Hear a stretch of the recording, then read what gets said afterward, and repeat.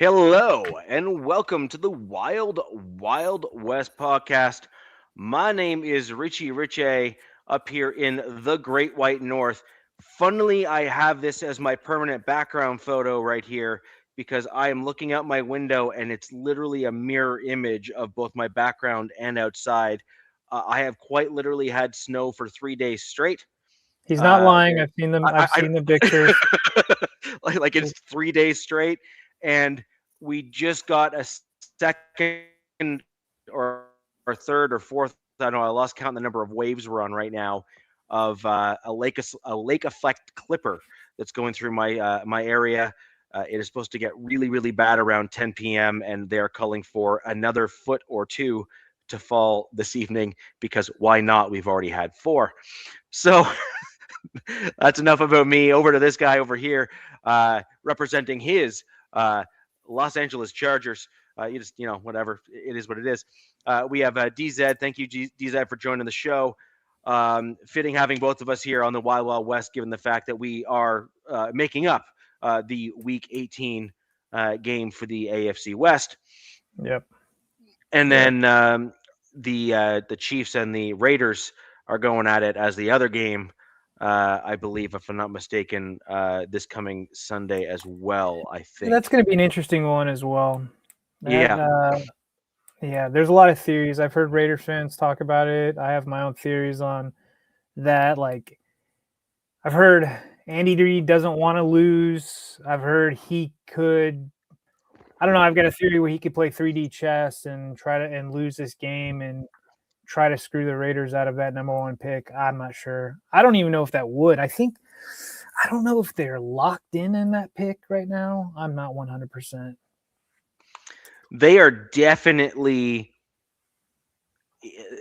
I think if you put it through like the playoff machine or the tankathon, whatever that thing, the Raiders, I thought may have actually have that first pick in the draft. It's like locked up, right? I think they could still Yeah.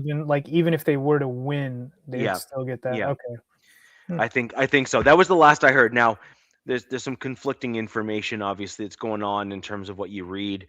And until you actually go through and actually like audit the math on kind of some of these things, I take everything with a grain of salt. I just think that it's obviously in the Raiders' best interest to, lose that last game. I think it'll make any kind of comeback they have next season look all that much better. Obviously, as either a new head coach or Pete Carroll coming back and doubling or tripling their wins or something is going to be something that Raiders fans are going to be very happy about, obviously. And so the worse off they do this season, probably the better that they will draft, and probably the more willingness the ownership and the fan base will have for sweeping changes on the team in order to kind of turn the corner and that sort of thing. So it'll be interesting to kind of see where they're at.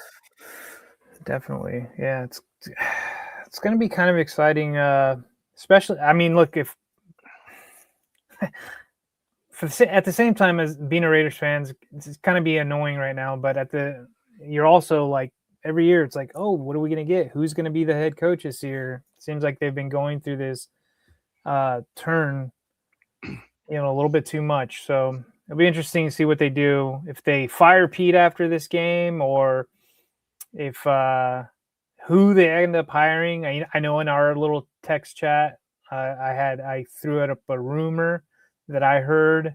I think Jack Kenna actually asked somebody that question on another show. So we'll see if that comes to fruition, or if that pops up, if we hear a story. Because usually, like, you don't hear things right away, like who teams are looking at or whatever. It kind of like comes out, weeks or months later, so anyways. Yeah, 100%. You don't always see, who they're interested in, who they interviewed, or who they discarded. Like sometimes you even hear who the teams discarded. Although I've also heard from reliable sources that when some teams say that they discarded this coach, a lot of the times they are doing that to cover themselves because they always accompany that along with something along the lines of, well, we found out this thing. Like, we found out this obscure thing that no one heard about, so we just couldn't move with that particular coach. You Right. know, Yeah. it all, and a lot of the times it all kind of turns out where it's like, okay, really? like really, like, you just didn't do it because of that? Like, I mean, we've seen players and coaches get hired with some pretty bad stuff attached to their names, and if they can help you win football games and the fan base can overlook it, most of the time teams will just kind of allow it. So Right. I have a hard time believing that, but we shall see.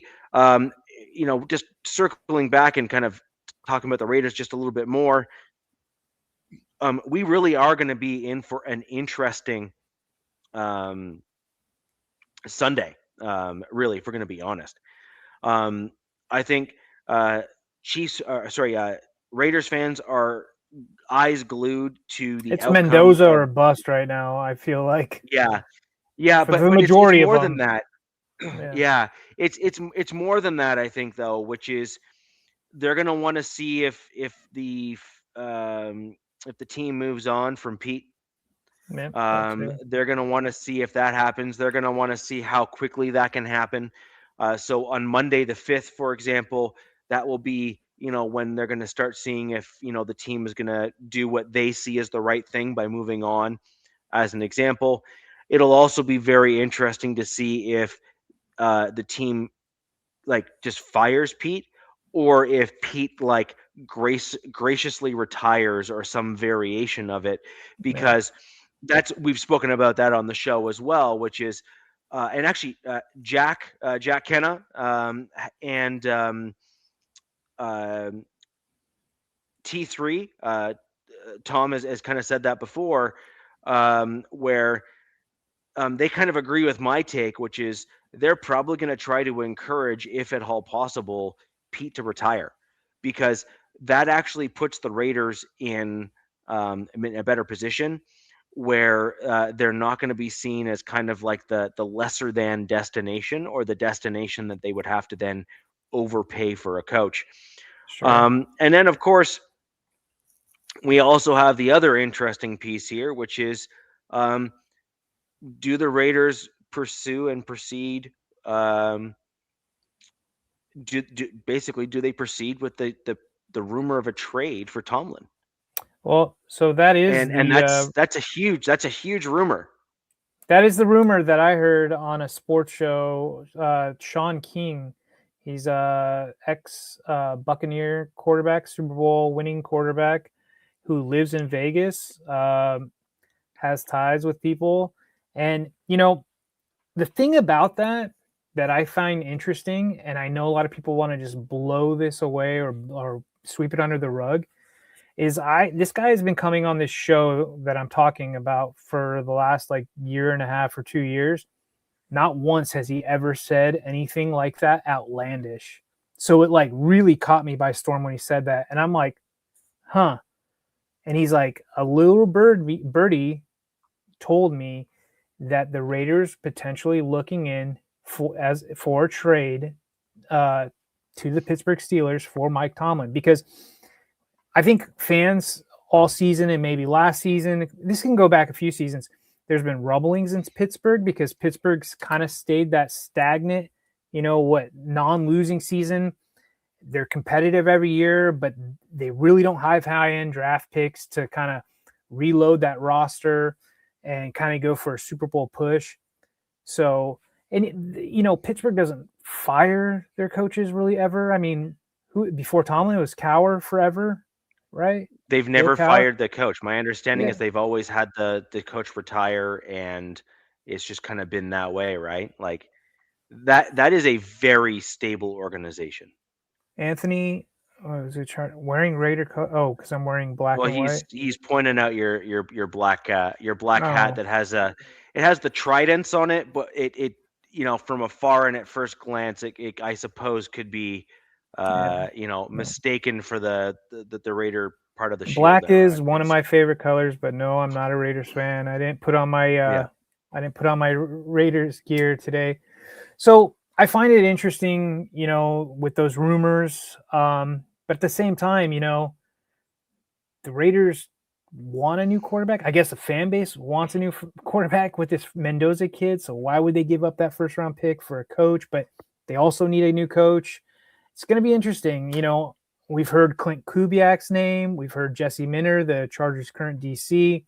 We've heard some names thrown out for this next coaching cycle that could be potential Raider candidates. So it's going to be really interesting to see which direction they go. Let's see, what did Salute? Oh, yeah, I'm So gonna I have my nothing. humble brag for this real quick. I did win his guillotine league. I think it was Yeah. like 16, 17 people. It came down to Nice. me and Angelo, but I barely won by I think like 1 point. It was pretty cool. So salute to Angelo. He's a really good commissioner. It was a fun league, but it was weird at the same time because it's one of those leagues where you get knocked out every week, so you had to survive. Mhm. So it's interesting. Well, I actually agree. I think Angelo would make for a great commissioner of a league because he does kind of set the tone in terms of what's to be expected, and I think that's what you want. So Angelo, good job. I'd love Yep, to say I'm good job, surprised, but I'm Angelo. not. So like It's it just is what it is. yeah, um, Angelo, if you wanted to jump on, send me a text, buddy, and happy to have a Raiders representative here on the show for last little bit here for the last week. Just let me know, and I'll fire you off the link. But with regards to just things in general, here's a wild idea. Although I don't think it's too wild, given the other rumor that you heard about Max Crosby storming out of the organization when they told I him he was heard that going to was IR and BS. all that kind of stuff. But go ahead. I heard that too, but the thing is sometimes there's smoke where there's fire, and sometimes Sure. there's Yeah. not. The Hmm. other thing is that as an organization, they may just A versus B here, right? Which is Yeah. Crosby's obviously the current face of the franchise. But if you're going after a young QB, you kind of want him to be the face of the franchise. I went through this, by the way, with Von Miller on my team, where that was like a Yeah, I real remember. challenge and a real issue, where kind of Von was kind of the face of the franchise, but all that sort of thing. Here's an interesting one for you. What if the Raiders were choosing to trade Crosby to the Steelers, but Oh, not with what you think it is going to be, but trade him to the Steelers for Mike Tomlin and a first round pick and maybe a later round pick or a mid round pick back in return. Something like that. yeah. Hmm. And and so you have the Steelers with Aaron Rodgers, who, look, you can say what you want about him. He's actually played halfway decent this year. He hasn't played amazing, but he hasn't played awful. And Sure. if they end up with um, a couple other pieces that they can kind of put around him on the offensive side of the ball and kind of like level that up, and maybe a couple extra defensive pieces, I think the Steelers could actually be quite competitive because they're already somewhat competitive this year in how they're Yeah. playing and where they're at from a ranking, right? So my thing is that the Raiders are in a tough spot right now because the Raiders need to do a massive retool, and they also are looking for a bit of a culture shift. And so right now they could, I'm not saying they will, but I'm saying they could, or at least may want to consider it at the very least. My Denver Broncos moved on from Von Miller. Okay. And I'm telling you right now that culturally speaking, he was the tone setter within the organization. Looking back on it now, that was probably the best thing for the organization, is to get him out, allow him to continue the rest of his career at a different organization, so that he didn't always undermine the culture of the coaching staff in terms of what they were trying to implement. Because the players are going to look up to a guy like Crosby. They're going to look up to a guy like Von Miller, because Von Miller made it to 2 Super Bowls, Super Bowl 50 MVP, was like lighting the world on fire, right? When he was in that spot. That's my point. I think that there could be some benefits um, to moving in that direction for the Raiders potentially. And I think that's an interesting take. And also, Max Crosby, while he's young still or youngish still, he's not like really young. He's not in like, he's not in his like early 20s or something like that True. anymore. That's And true. so that could be something that they're looking at. I'm not saying they are, and I'm not saying I have any sources to indicate that that's what they're doing. No, these are However, all I do just think it would be hypotheticals and like just speculation yeah, hypothetical, yeah. which is you already know you're wanting to try to get a culture changing coach in there. Tomlin is certainly a guy that would definitely change that culture, and he has Oh, the gravitas and 100%. the experience to do it. Like Could you he's just imagine that Tomlin guy. in the AFC West with the other coaches? Like, oh my God. I know. Harbaugh, Peyton, Tomlin, and Reed. Like, oh, wow. That'd be pretty Yeah, incredible. and They yeah, also have some they've got some like outside Crosby, like say they keep Crosby because he's a good building tool, especially on that defensive side. I sure. think Yep, they're number one or number two in draft cap going into next season, and they've got some really good pieces on that offensive line, the offensive side. They got that young tight end tandem, Jack Bowers. Besh. Yeah, Yeah, Bowers and Mayer. Is it Mayers or Myers? One of the two. And Mayers. Jack Yep, Besh, who's come on as of late in the season. And then Ashton Genty. And they need to get JPJ. I know he got hurt, but they've got some decent pieces on that offensive side. They could yep. supplement throughout free agency and draft wise. You know, Gino didn't do him any favors this year, man. That's for sure. But the coaching and quarterback, that's huge. Those are the two most important, and I think that's what they need. And they can go that trade route. Broncos, 49ers in the Super Bowl. I can definitely see that. I can see it. 49ers surprised the hell out of me, by the way, Anthony. Um, Shanahan's another guy, another coach of the year candidate, in my opinion. In my opinion, with the injuries they've had to deal with, really, He reminds me a lot of Harbaugh. yeah, he's just really Um, creative. But yeah, No, but that's what I'm saying. He reminds me a lot of Harbaugh. Harbaugh gets his guys and gets the best out of his players, even in bad situations, including injuries. It's a trait. Like it's one of those things that most people don't give head coaches credit for. Harbaugh deserves a ton of credit for what he's done with the Chargers this season, and I sure. think I think Shanahan is in a very similar category.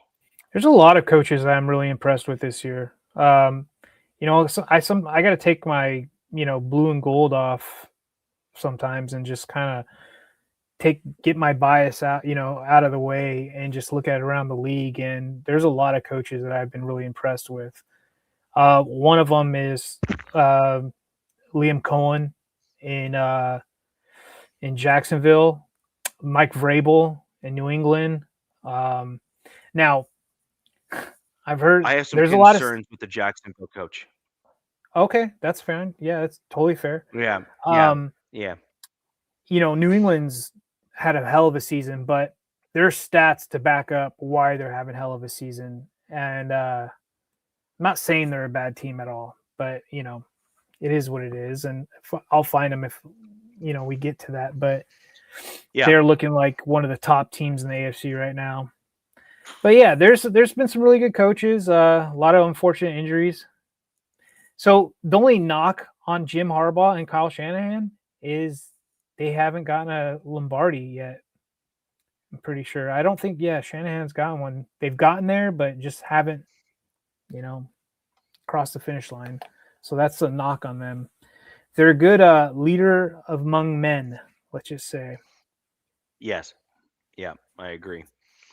So just real quick on my concerns with the Jacksonville coach, I think he's a great coach. I really do, and I'm happy to have this conversation with our Jags contributors to the channel here. But and I'll say it to their faces too, and I'm happy to have them kind of come back at me and push back on what I'm saying.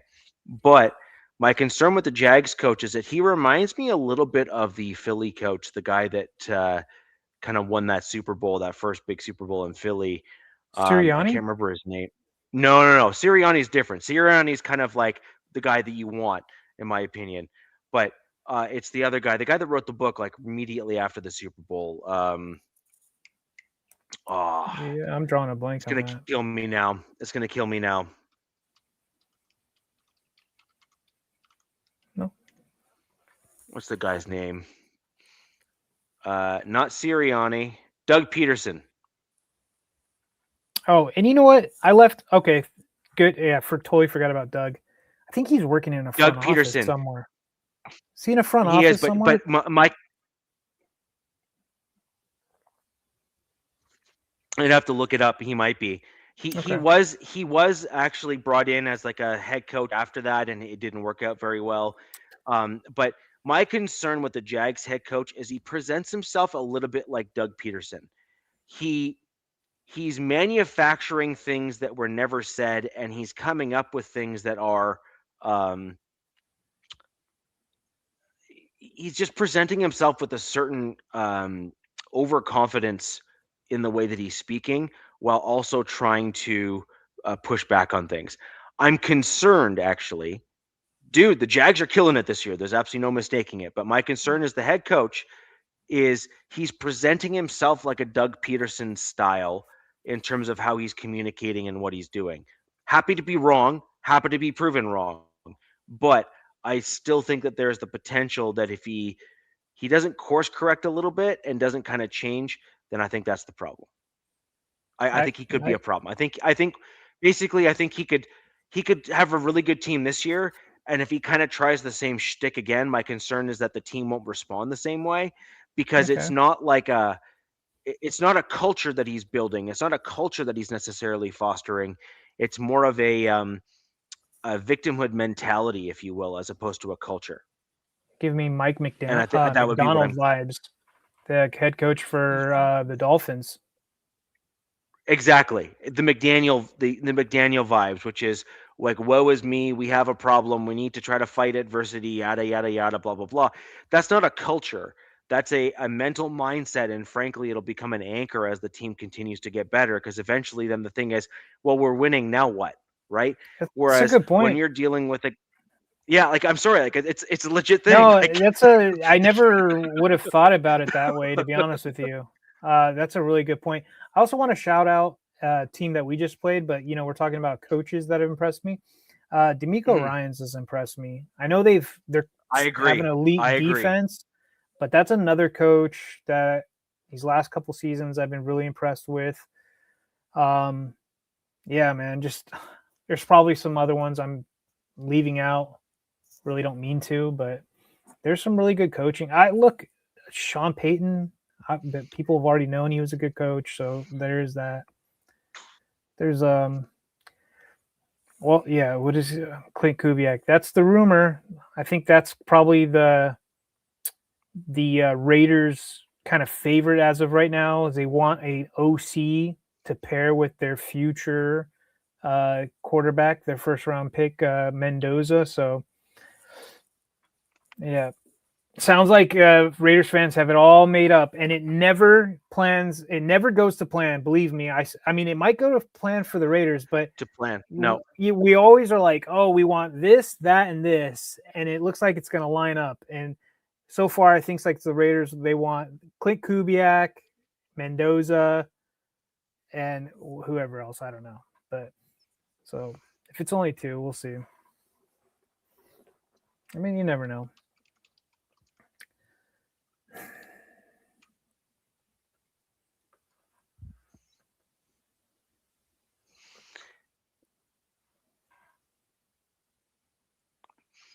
Yeah, so I agree. I it's one of those. Well, there is a saying for a reason here, right, DZ, which is best laid plans, Sure, right? It's like late to rest. best laid plans kind of always go to crap, right?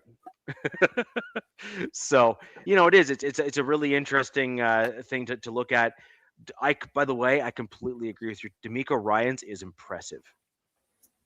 Like as a coach, Yeah, he's he's he's kept his team on track. He's seemingly building a culture there. That's what I was saying before about my concern with the Jacksonville coach. D'Amico Ryan seems to be That's a building like a culture builder. culture within the team. Yeah, yeah, Look at who we my have man. here. Hey guys, trying to see if this trying to see if this works. So tell me if the reception is terrible. But I was at the Sunset Station Casino here in Las Vegas watching Fernando Mendoza, just seeing if the hype is real. He looked pretty good. He looked pretty good.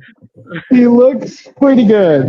I was just I'm watching it with my wife, right, guys, and I was telling her, I said, look, man, our team sucks so bad that I would rather that we do what the Bears did. Because look how the Bears ended up by trading away to Bryce Young, right?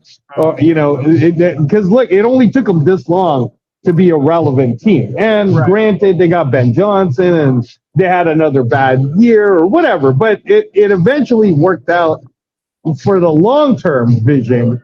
It worked out well for them, right? And I'm looking at a team like the Jets, who they want a quarterback of their future badly, right? And who knows but if next year they were to say to me, and I'm Spytech, and they're like, dude, we'll give you our number 3 this year, our number 18 this year, our number 34 this year, we'll give you our first next year, and we'll give you something else. How would I turn something like that down, right? Like it'd be hard just because we suck. Like we are an absolute terrible team, Reg. No O-line. The Pete, I know you were saying to me, maybe Pete will stay or not, but I honestly think if Pete screws this Sunday up and we win against the Chiefs, he's fired for sure. So he needs to make sure that he manages this well if he even wants a chance to coach for us again next year. I don't like the whole coaching turnover thing. So my idea, Nick, was, all right, let's say Pete does the job and we get the number 1 pick. We keep him the other year because we only have him for 2 more anyways. But we hire someone like Brian Dable as the offensive coordinator, right? Somebody who can work with a quarterback and potentially become the head coach. And that to me would be fine. I'm good with it. Because I know people will be like, off with Pete's head. But remember, I don't know if you guys remember, I was one of the people that was saying I didn't necessarily want to fire Antonio Pierce just because I thought we weren't going to be that good anyways. I was like, let him play his contract out. Let it play out the way it's supposed to play out. And instead, I felt like what happened this year was they tried to play this like middle game, right? Of, oh, we're going to try to win now, / we don't really have the pieces to win now. So then when you're the master of too many things, you're the master of none, really. And they could have just said, screw it, we're going to lose this year. We're gonna instead. So if they go with the whole Fernando Mendoza, because as you said, Nick, everybody's like, they're doing the Abba song, bro. Raider Nation's going crazy for him right now. And I was even telling her, I said, if this kid wins the national championship and he looks as accurate as he does, looking like a more athletic Tom Brady, it is going to be very difficult for Spytech to say no. Yeah. So if they take this kid, they better take every bit of $140 million cap space on the best O-line they can get next year. Otherwise, what's the point, gentlemen? What is the point? Angelo, you bring up a good point about, with the Jets potentially, right? Maybe with a potential trade back, because the college guys that I follow and have been listening to, they say that the good group of quarterbacks are coming out next year's draft. Yes. So, like, say Spycheck or whatever is not sold on Mendoza, or he thinks he's really good, but you get a king's ransom for him. I mean, why not? It's. I'm glad I'm not making those decisions, though. Let's just say that. Well, actually, I have a different question for you on that. Same line, same vein. All right. You're a Raiders fan. There's a whack of them in the chat. So let's look. I want all the Raiders hate to come my way because I'm rocking my orange here. So I'm sure that there's going to be lots of that crap. But I truly mean this in the best way possible because ultimately I would like the West to be the most competitive division in football. And I need the Raiders to kind of get themselves back up into competitiveness in order for that to happen.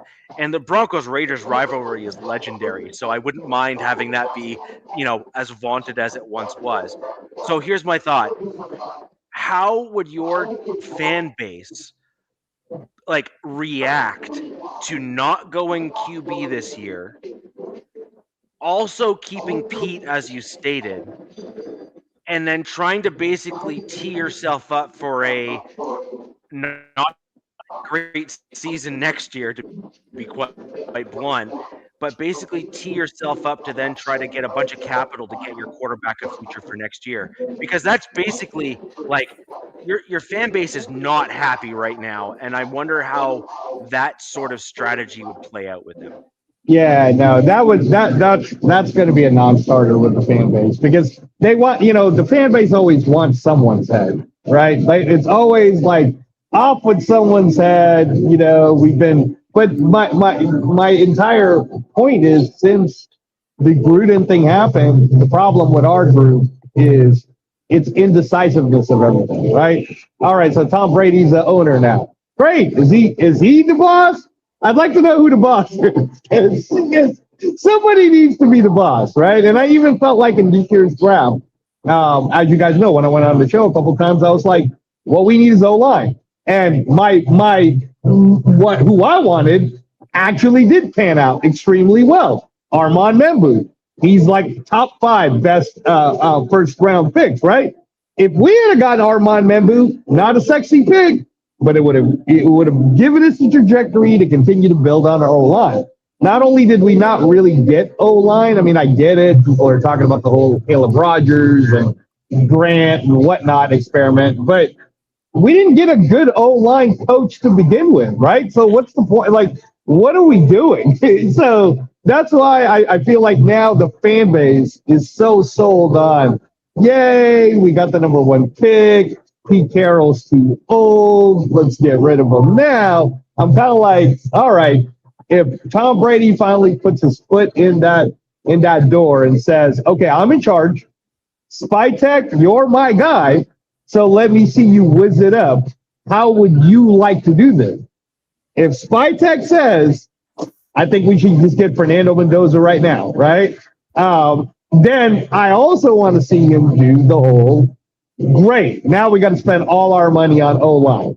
And as a fan base, if they do that, the fan base in the beginning, and you know how this goes, both of you guys know how the Raiders fan base are, they're going to be like, yay, Fernando Mendoza. Oh, this is going to be a great year. Yay. I'm going to be one of the people that's a realist that's going to say to myself, great, rookie quarterback. I'm not expecting anything other than please do not get hurt.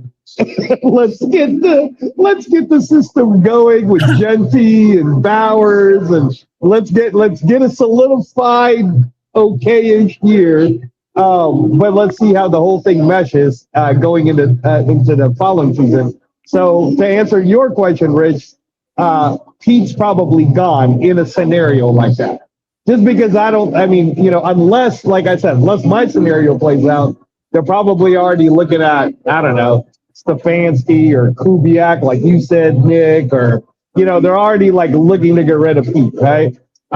Again, for me, I'm okay with keeping Pete in the sense that Pete, do the job you're here for, which is to manage, and that's it, bro. Like let whoever gets hired as the offensive coordinator, let that person be that guy.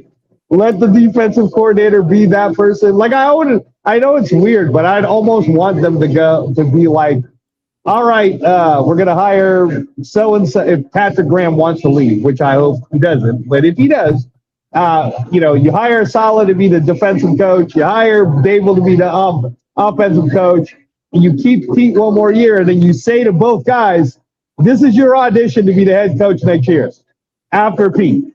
So whichever one of you do better on your side, gets to be the head coach of the Raiders for the future. I'll give you like a 10-year contract or whatever, a long-term contract, the same way I did Gruden.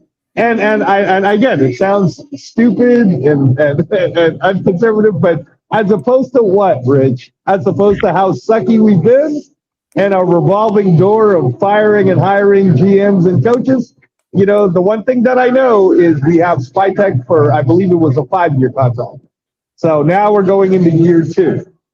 If we get him for 4 more years, man, Spytek ties himself into a Fernando Mendoza. Now we're going to, you know, at least we'll have something to talk about in terms of going into the future. Yeah, so my concern with Spytek, though, is his first hire, or no, he was hired after Pete, wasn't he? I thought he was hired before Pete. Okay, so that changes things because I thought it was the reverse, but if it was the way you said it, then you have to go there, say, dude, you struck out once on a head coach already. And arguably badly, right? Because not only did Pete come in as a difference maker or attempted difference maker, but it's clear that they didn't do their homework on whether or not his mental headspace was the same as it was at the beginning in Seattle or at the end of Seattle. At the end of Seattle, he had one foot out the door and had a mojito in hand kind of thing. Like he was not the same coach, you know what I mean? Like he was not the same guy. When he started off in Seattle, he was vicious. He would be like, it's Thursday. All the DBs get out there and show me you belong on the team. And he'd have them like literally like slaughter each other on the field. Like it was like Gladiator every other practice, right? And that built the Legion of Boom as we all knew it to be. And that was one hell of a defense. So you didn't know, was Pete's decline in Seattle because of the team and the ownership and stuff like that kind of, you know, putting their thumb on the scale? Or was that Pete kind of maybe getting old and being like, you know, I'm halfway to the golf course, you know, with the cart lady feeding me drinks? And I think it's the latter now. I think he's definitely closer to the cart lady on a golf course than he is being thumb on scale by an owner. Yeah, no, I can't disagree. I mean, you guys are watching it. You're seeing you're seeing what the same things we're seeing. I mean, the funny thing is, and I think I told you this, Nick, when we were doing our draft show, but I was saying how this year, before the year started, my wife was so heavily into thinking because of Pete Carroll, we're going to make it in the playoffs, that there was a household argument, and where it sounded like we were seriously arguing about, you know, like something that's vastly far more important than me explaining to her, not only are we going to suck badly, but we'll be lucky if we win 5 to 6 games. And I was correct. You know, we didn't even come close to it, which is what I've been saying the whole time. I think that, like, the Washington Commanders experiment from last year made everybody think, oh, you can turn everything around in year 1. And you guys both know, man, it doesn't work that way. So here we are, 2 wins. Let's say we do the job, lose some keeps correctly. No one gets injured. And moving into this next time, we have a chance to get a Fernando Mendoza.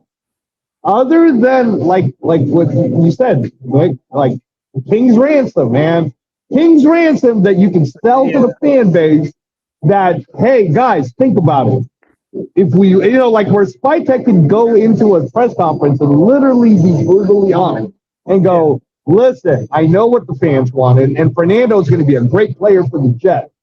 But really ask yourselves, how many things did we need as a team to grow into becoming a Super Bowl team, and possibly even having a chance to be that by the time the Las Vegas Super Bowl rolls around in 2028, right? Like that's the way you sell it. You have to sell it like, hey, I have a vision that by my 4th year, we're going to be have a chance to go to the Super Bowl, which, by the way, will happen to be in Allegiant Stadium. Like, that's the way you have to sell it to the fans. That way the fans will be like, you know what, bro, you're absolutely right. One guy couldn't turn this around anyways.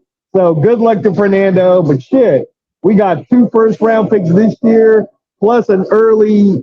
Really, if the Jets gave us number 3, number 18, number 34, it almost feels like we got 3 first-round picks this year on top of, like whatever they give us for the following year. But I mean, again, I don't even know if the Jets are going to be stupid enough to do that, because the Jets know themselves that they have all these first picks. They're kind of in the rebuilding mode themselves to try to figure out what they want to do. And if Aaron Glenn gets to keep his job, I don't think he's trying to get fired on a win now mode. So yeah, man. I think we're in the best position that we can be in given the shit show scenario that we're stuck into.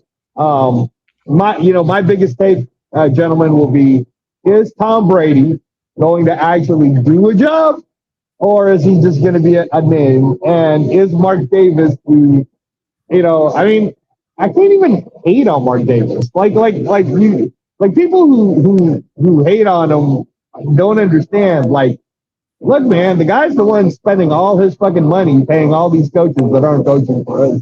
I almost feel bad for him sometimes, right? But I do want, and I know some of the Raider fans are going to hate me saying this. One of my best friends is a Cowboy fan, and I always have to talk him off the ledge. But I almost want us to have a very Jerry Jones type of upper management, because I want someone to dictate the direction. I want someone to just tell us which way are we going. Because right now, I still don't know. Yeah, we don't know. Yeah. It's very intriguing from an outsider looking in at the Raiders right now. Richie and I were talking about it at the beginning of the show and before the show. Yeah. It's like a soap opera. It's like a telenovela with the Raiders right now. Like, what are they going to do? How's this going to work out? But I mean, sometimes I'm thinking, like, don't overthink it and just get Fernando. Just get him. Just get the kid, man. You're gonna look from a business standpoint. It's probably gonna, if the Raiders do draft him, guaranteed that's the number 1 selling jersey next year in all of the NFL. Yeah. So you're gonna boost sales that way. You'll attract a coach. You'll probably attract a really good coach. But somebody in the chat made a good point. Need to pair Mendoza up with a good OC. Build up the trenches. Yeah. Yeah. So. Yeah, probably don't overthink it. I guess, a King's ransom or Mendoza or bust, Right. But the head coaching is where I'm like, okay, let's see where they go, because there's rumors. There's Mike Tomlin rumors. There's Clint Kubiak. I mean, Jesse Minter, I've even heard. But yeah, so who knows? And to your point, Nick, let's not overthink it, right? What is so bad about Brian Daboll? Like, you guys try to tell me, right? Because for me, I'm kind of like, what did I see Brian Daboll do? Works well with a quarterback, right? The Giants was a shitty-ass organization the way they were running it, right? So I don't blame that on Daboll. But in terms of coaching, even the way he was trying to coach Jackson Dart, I'm like, yeah, I have no problem with Brian Daboll coming in if he got hired. I'd be like, great, let me see what he does. And you make a good point. Like, say they were to keep Pete and hire Daboll and say, look, man, we want you to be his successor, kind of thing. Something like along those lines, and bring him up. Because I don't think Daboll wants to do a lateral move unless there is, a head coaching gig out of it or something like that.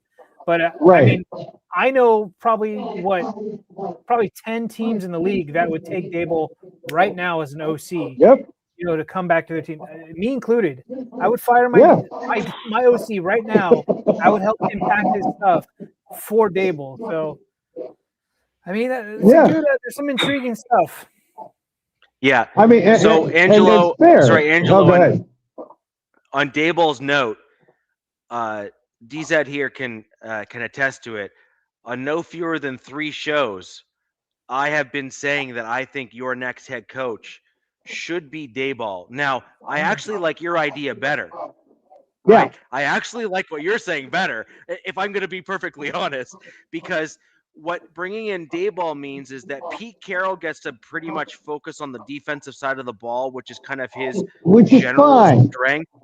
And he Right. can just kind of go over that way and become kind of like the game plan manager kind of guy and just lean on Dayball to do the offensive stuff, right? Frankly, Patrick Graham is quite a good DC as well. So it's not like you're sitting there starving for talent if you bring in a guy like Dayball. You put Dayball and you elevate him to offensive coordinator and assistant coach or something like that, some kind of combo title, which, by the way, is not unheard of in the NFL. So it exists in multiple Pretty different common. teams. So this is not an uncommon thing that I'm suggesting. And you basically then put the writing on the wall that Brian Dayball is your heir apparent. And then he's also, as you said, and trust me, I've had the Raiders fans, slam me in the chat. Frankly, I just say bring it on because like the stats and the information's on my side. So like, sorry but not sorry. Dayball is the only coach that's available right now Right. that has proven to elevate one or more rookie or very young quarterbacks to a level that you would say are at or even in Josh Allen's case, if we're going to be honest, took Josh Allen from being a guy that was not great to a dude that is now deemed an elite top 3, top 5 quarterback by every metric. Right. Right. Dayball was the dude that did it. So if you're going after a young quarterback, why wouldn't you want a guy that's shown that he can be the reason why the young quarterback has done well? Right. Like it doesn't make sense to me. It makes no sense. Yeah. It's like there's no problem with that. Yeah. No. And again, if what we're trying to do as an organization is, I mean, I think it's a save-face move, right? Like as an organization, Mark Davis needs to save face and be like, fuck, man, how many times am I going to be paying coaches on a couch? And now you're going to ask me to do it for Pete Carroll again? Let me pump the brakes here, all right? I'm going to have a sit down with Pete. And then he just says to Pete, listen to me, man. You're already getting slammed for getting in the way of Chip Kelly, who, by the way, I have to pay $6 million to for the next, I think, 2 more years, because then you have to fire her. Whatever. Okay, I'm paying it. So now as a favor for me, you're going to shut up and not mess with the offense. We're bringing in Brian Dayball. He is completely in charge of that side, right? You get to go there, you get to smile, you get to go ahead and say, good job, gentlemen, and that's it. I need you to shut up, and that's it. Okay. In the meantime, please stick to the defense, which is what. And by the way, even with I don't know if him and Patrick Graham are working well, but what I'll say is, you did see that a lot of our defense this year, there was a lot of Carroll touches to it, getting Darian Porter and wanting to start. Quarterback situation, yeah. Yeah, definitely the quarterback situation. So I'm kind of like, look, man, as long as if Patrick Graham doesn't want to leave because we're paying him, let's say, better than the average defensive coordinator, and Rob Leonard wants to stay with us, and Max and everybody's cool, we could almost make that it's like a divided house but with order. Here's the offense side, here's the defense side, and I'm going to make kind of a comical comparison, but it's kind of like remember the Titans, right? Denzel, you get to stay on this side. Coach Yost, you get to stay on this side. And let's see if we can see what happens, right? And as a fan, for me, DZ, I would be like, you know what? It'll be fun. No matter what the heck happens to us in 2026, I at least have direction. If the offense is failing and the defense is doing well, I can just blame Dable. If the defense is doing good, but the offense is progressing well with Jenkins, Bowers, Fernando Mendoza, and whoever else, right? Michael Mayer finally starts to play well, right? We have a great backup for Fernando Mendoza and Aiden O'Connell, right? Like, great, awesome. Now I get to go, hey, see, Pete, man, you and Patrick Graham, you guys got to get your stuff together. You know what I mean? So as a fan, that would be more fun. But again, man, I don't know. Does Tom Brady have the ability to step in and go, I'm a 10% owner, and you're going to do what I say? And is Spytek old enough as a person that he could step in there and not? I felt like he kowtowed a lot to whatever Pete Carroll wanted last year in the draft room. I don't necessarily blame Spytek all the way for the draft because I feel like it's like Pete's lore was like making him not make the moves that I think he would have wanted to make. I feel like Spytek, if you give him a chance, let's just see. I mean, again, Rich, I don't know. I wasn't in that room. I'm just saying, though, this year, I would like to see it be an all, hey, like where Tom Brady or Mark Davis even says, Spytek, this is your room. So if you screw this up, you're definitely on the chopping block. But this is your room. So let's see you do your WizKids stuff. So here's my answer to that.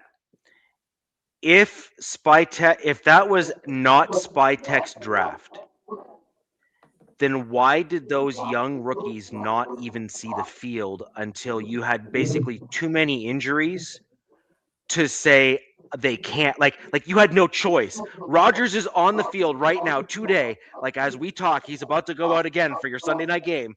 Not because Pete was like, yes, dude, I want you on the field, but because he's like, dude, I have nobody else that I can play in your place because everyone else is hurt.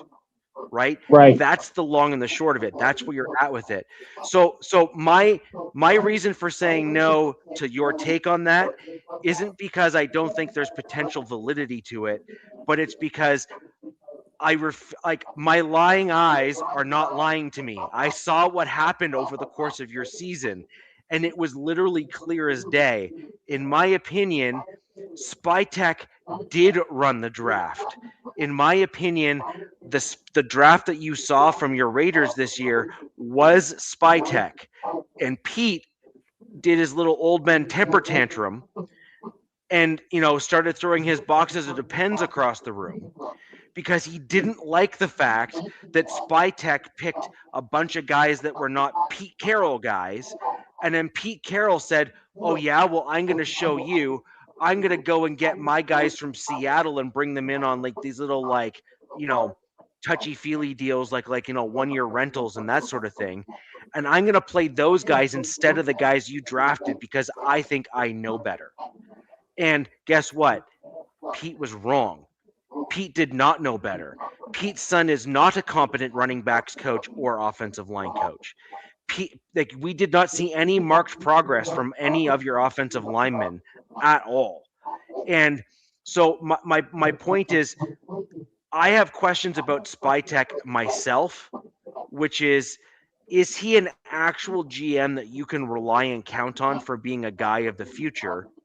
I don't think we truly know that yet, because what you need is a head coach, like a GM to head coach pipeline where the two aren't at loggerheads with one another, so that if Spytek gives the head coach players, the head coach plays those players, tries to coach them up, and if those players fail or don't do well or whatever the case may be, then the head coach can go back to the ownership group and say, I'm trying to work with what this guy's giving me and it's not doing well. He's got to go.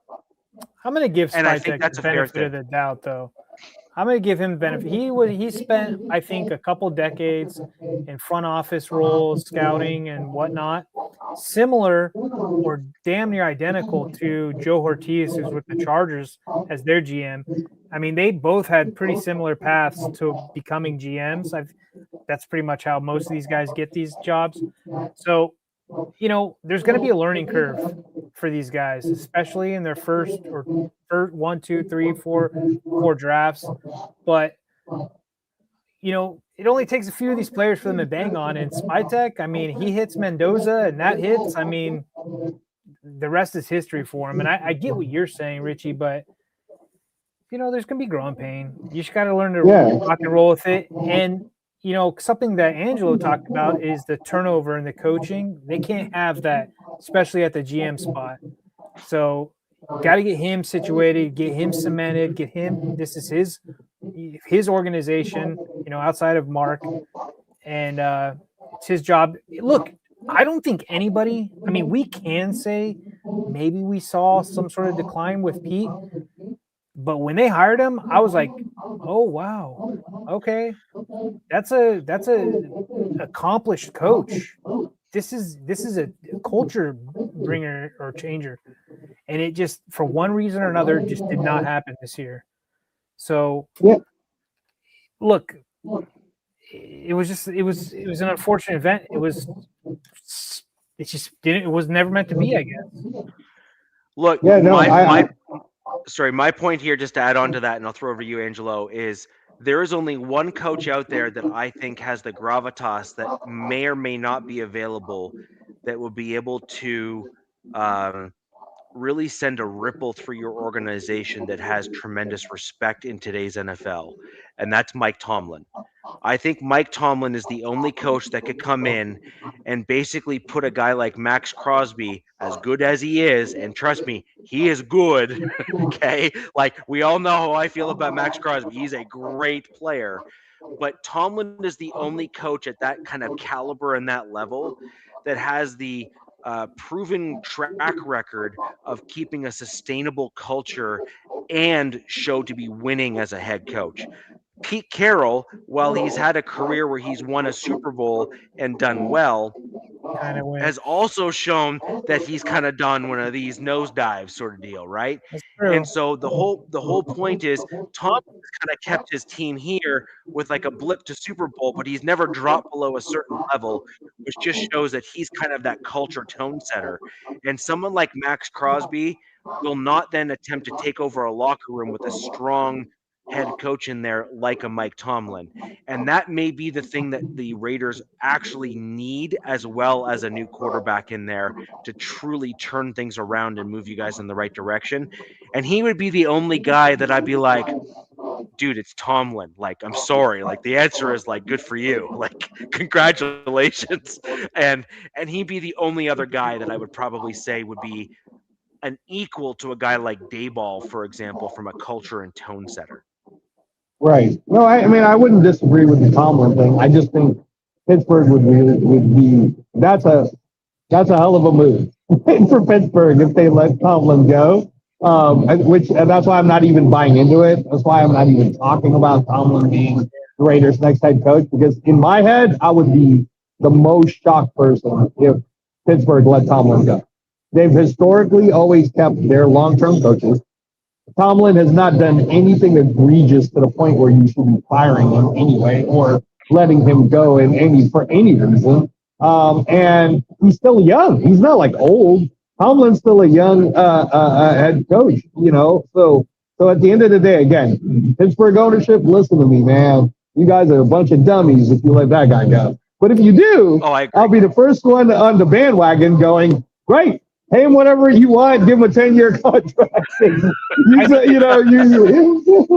the Steeler fan base, Angelo, and the local media and sports talk shows that are kind of just getting tired of these, which is crazy to say, right? Especially me being a Chargers fan, even you Raiders or Broncos, but they're tired of having 9-win seasons. Like they want more, and they think that maybe Tomlin is kind of just peaked, let's just say. So yeah, DZ, I'm going to give you an example. Well, hey, real quick, Steelers fans see that he is John Fox, like John Fox to the Broncos. I remember John. We had 2 or 3 seasons with John Fox, and we had like very good seasons like the entire time he was with the Broncos. But the Broncos fan base and the Broncos ownership at the time, which was still the Bolin family, saw John Fox as like the reason why they weren't able to quite get to that next level. And then they brought in Gary Kubiak instead. And as soon as you brought in Gary Kubiak, and as soon as you brought in kind of that major shift and that major change, a spark, if you will, in terms of a different offensive style that was really well suited for the Mile High City, which is that like kind of run heavy, outside zone run style, the Shanahan-esque kind of game plan.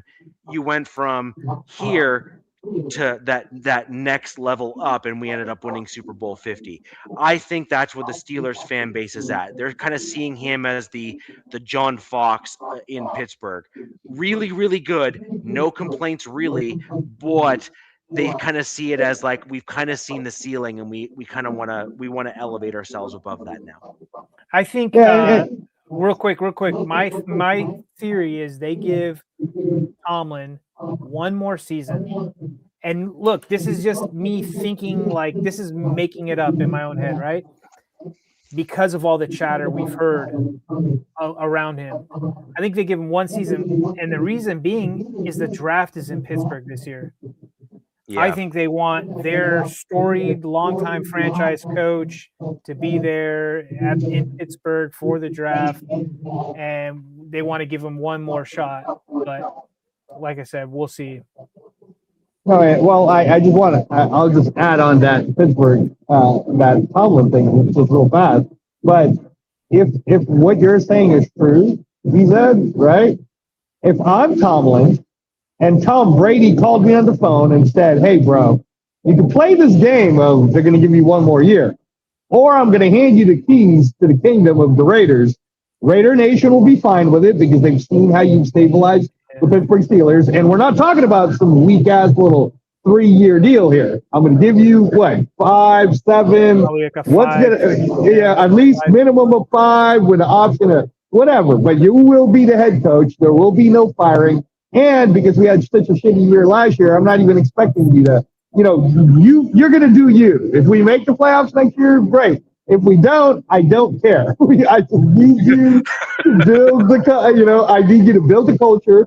And by the way, you're working alongside with Spytech, who will be in charge of providing the ingredients for the chef. Which again, and I go back full circle to this. The reason why I kind of disagree with you on your take about it, Rich, is Darian Porter to me was not a Spytech thing. Even Jack Bech to me wasn't a Spytech thing. I feel like maybe you were right in the first round, and maybe there were arguments. So then Spytech, being the kid that he is, deferred a little too much. And that's what I agree with what Nick is saying about this, is where if now he learned his lesson and he goes, look, I did it that way where I was trying to be the friendly GM and work together and politically correct and blah, blah, blah. Now I'm just going to do it my way because it's my ass for the next 4 years. So I'm going to make the moves that I think are no-brainers. Fernando Mendoza, that's a no-brainer. By the way, I need to get this guy, I need to get this guy, I need to get this guy. And since you're my head coach, whoever that is, I don't really care because that's not my job. My job was to give you players. Your job is to coach them. That's the way this deal works. That's what as a fan, I want to see that. I even want to hear that in a press conference. I don't even want to hear them, we're blending together. I don't want to hear none of that garbage. Hey, GM, you're in the press conference for GM. Great. We're talking about the GM part. I almost want our GM to be a little bit more like, I picked so-and-so because so-and-so showed this in college and blah, blah, blah, and here's the reason why. Well, what do you think of his development so far? I don't know. It's not my job. I'm looking for all the other guys that's coming. I'm looking for the next trade I need to make. Like, I need a GM like, who's the guy? What's the guy's name for Philadelphia, the Eagles? What's the GM? Roseman, Howie Roseman. Roseman. Okay. Roseman. Yeah, I need someone like that. Like, you know what I'm saying? Like, be a boss, bro. Be a GM like that. Like sometimes you think his moves are weird, but it really hasn't been, and until they actually get dethroned. Which, by the way, if the Eagles do lose this year and doesn't make it to the Super Bowl or whatever, Roseman's not the one getting fired, right? They're not going to be firing him. They'll be talking about the head coach going.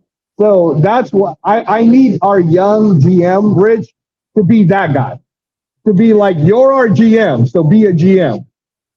Right. So my only caveat to that is this. If you bring in a head coach I'm going to use Kubiak here as an example. You can use Clint or his dad, Gary, but either way, they're both basically chips off the old Shanahan tree. And I don't mean Kyle, I mean Mike. Okay. Okay. So, like, let's just call that for what it is. Now, that is outside zone running. That is, I give you 4 or 5 looks and I run like 20 different plays from those same 4 or 5 looks, right?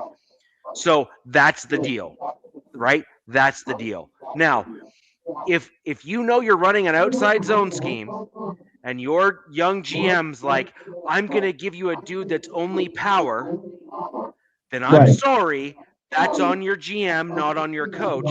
And at some point, there needs to be some accountability in that regard. So I will agree with you like 90% of the way. and then I will say, like, I have a whack of stipulations once we get to that like last 10%, which is your GM needs to give you dudes that fit the scheme that you're trying to run. If you give me a guy that can't run my defensive scheme or offensive scheme, then my answer back as a head coach is I'm going back to ownership and saying, this dude's a retard. He gave me a guy that doesn't fit my scheme. Like, what's the matter with this clown? And I'm making it known because I know full well as a coach that I'm going to get blamed from the dude that you brought into my team that doesn't fit anything I do. Right. And so I think there needs to be some, that's what I said. You need a pipeline between the GM and the head coach. But I do agree with you, though, is as a GM, you need to put your foot down and say, I know you wanted John Smith. Guess what?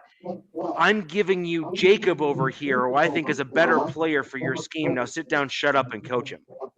Right. And I agree with that, but you need to do it within. You need to do it within the box, right? Like, you need to do it within, the direction of the team. So. Right, but that's what I'm asking for, guys. Is I'm asking for what is the box, right? Because again, like I can definitely nitpick on Spytech this year. For example, the Kenny Pickett trade. That baffled me. I'm like, why are we giving away a 5th rounder for Kenny Pickett? Because he was going to get cut anyway, or whatever. But he's definitely not worth the 5th. So why did we do that? Or but on the flip side, I'm kind of like, all right. So you got Booker. Booker's okay. Like I won't say he was terrible. So all right, you did your little like whiz kid thing there, sure. But there were parts of me, DZ, where I was like, dude, are you in with Howie Roseman? Like, what's going on? Like, what are you doing? What is this little weird partnership you got with the Eagles? You could also nitpick Spytech a little bit just for the fact that I think you guys had 3 third-round picks, right? Yes. Yeah. Well, now it was Porter and then two of the O-lines. And then 2 of those 3 third-round picks are off roster right now. Right. I mean, Miami just picked up that QB and signed him to the active roster, which I thought was an interesting move. Right. What was his Campbell? What was his name? Campbell? Anybody know that guy's name? The quarterback. Are you talking about the coach's kid? The quarterback you guys drafted. Oh yeah, from from North Dakota State or something like that, or from one of those Division II teams. He was in the 7th round, though. Hang on, let me see what I was talking about. Yeah. No, but again, like that. Oh, I'm sorry. I'm sorry, 3 of the 6th round picks. What? I said the 3rd round. My bad. Yeah. No, I knew you were talking about the Montana State, Cam Miller, and Tommy Millott. Right. Yeah. My bad. Yeah. No. But I mean that 6 rounds are like whatever. So. Yeah. No. I'm mainly. I mean, again, like what's made it, especially for AFC West. So what the Raiders did is it's kind of like the Cowboys. We make everything relevant because everybody wants to see the telestyria that we tend to give everyone. In the meantime, you see the Broncos. They got Sean Payton. The biggest controversy for him was, the Russell Wilson move. And surprise, surprise, they look like they're going to the Super Bowl this year, right? So that didn't take too long, right? Sean Payton, good job. Same thing. Jim Harbaugh. And then you got Raider Nation people going, we didn't want Harbaugh anyway. Well, are you sure? Because he's doing pretty damn good with his system. And honestly, Nick, if you didn't have so many injuries this year, you guys might be the AFC West champs. But the injuries, man, especially the O-line, dude, that's what got you guys, man. There's a lot of stuff I say on this show there's a lot of stuff I don't say on this show.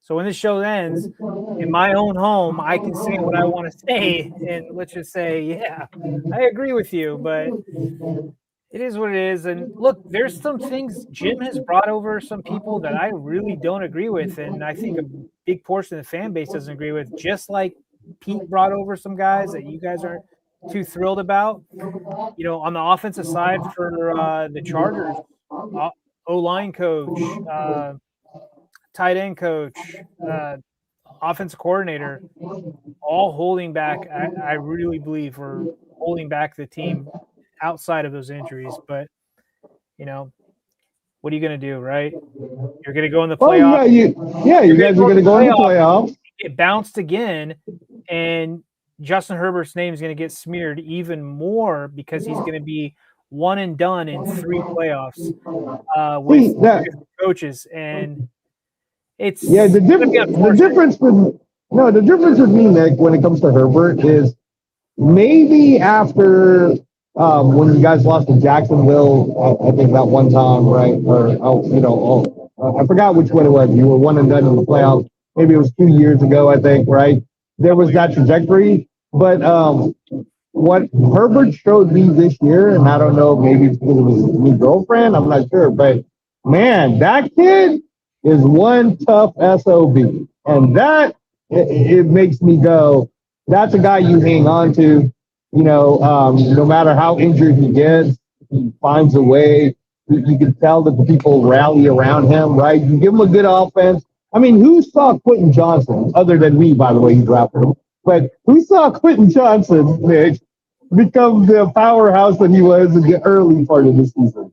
No one thought he'd be as good as he was, man. And Herbert made him work, right? Keenan Allen, Herbert made it work. Like, Herbert's the real deal, dude. And people can cry about Herbert in the Charger fan base all they want, but trust me, from a team who hasn't had a quarterback in a bit, that Herbert is someone you keep, and I think Harbaugh and Herbert are going to be just fine together, just like what's happening with Peyton and Nix now, man. All right, the Bo Nix thing, it's really working, and I can only see Bo Nix getting better, not worse. Yeah. And I can only see Peyton growing. Like, the Broncos, to me, is the one that's the most interesting because they turned it around even faster than I thought. I was like, I didn't think you guys were going to be this good this soon, right? But they are. And again, I don't want to jinx it for our good buddy Rich, but looks like a Super Bowl team to me, man. I mean, like, defense is on point. As long as your quarterback listens to his head coach and doesn't gamble too much.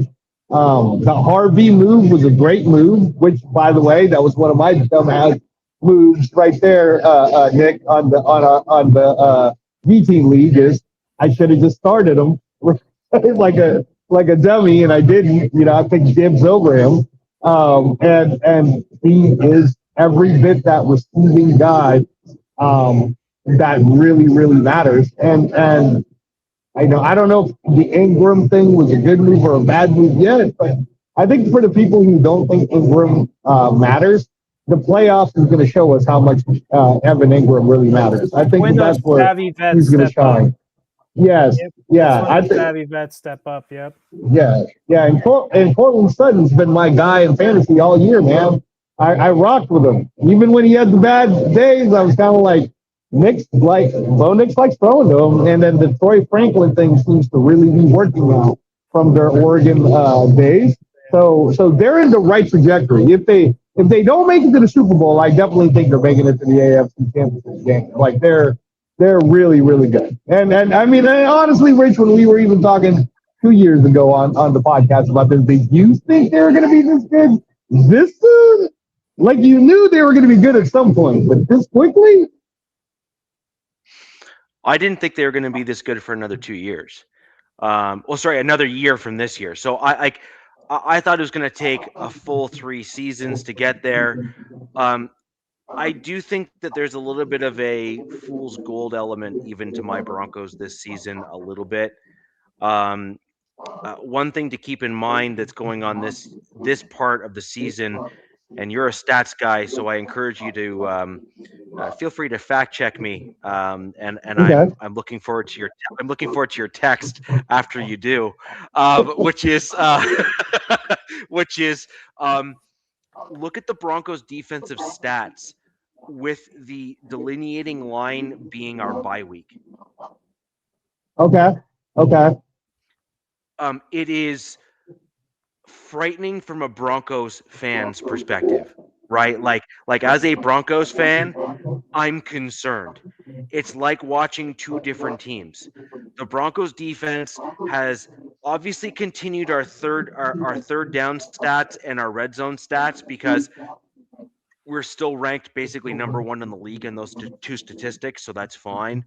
But what the Broncos have done compared to the other parts is we haven't been getting the same number of sack productions out of the rest of the team. We're obviously still at a historic stat trajectory this season, which is Right. nothing to kind of shove Bat a off high and be like, at. whatever, who Yeah. cares? Like you're like, Right. whatever. No, it's like, no, that actually matters. Like that's pretty friggin' impressive to have like such a wide array of guys that are able to get to the quarterback. That is nothing. You should be very proud of your team for being able to do that sort of thing.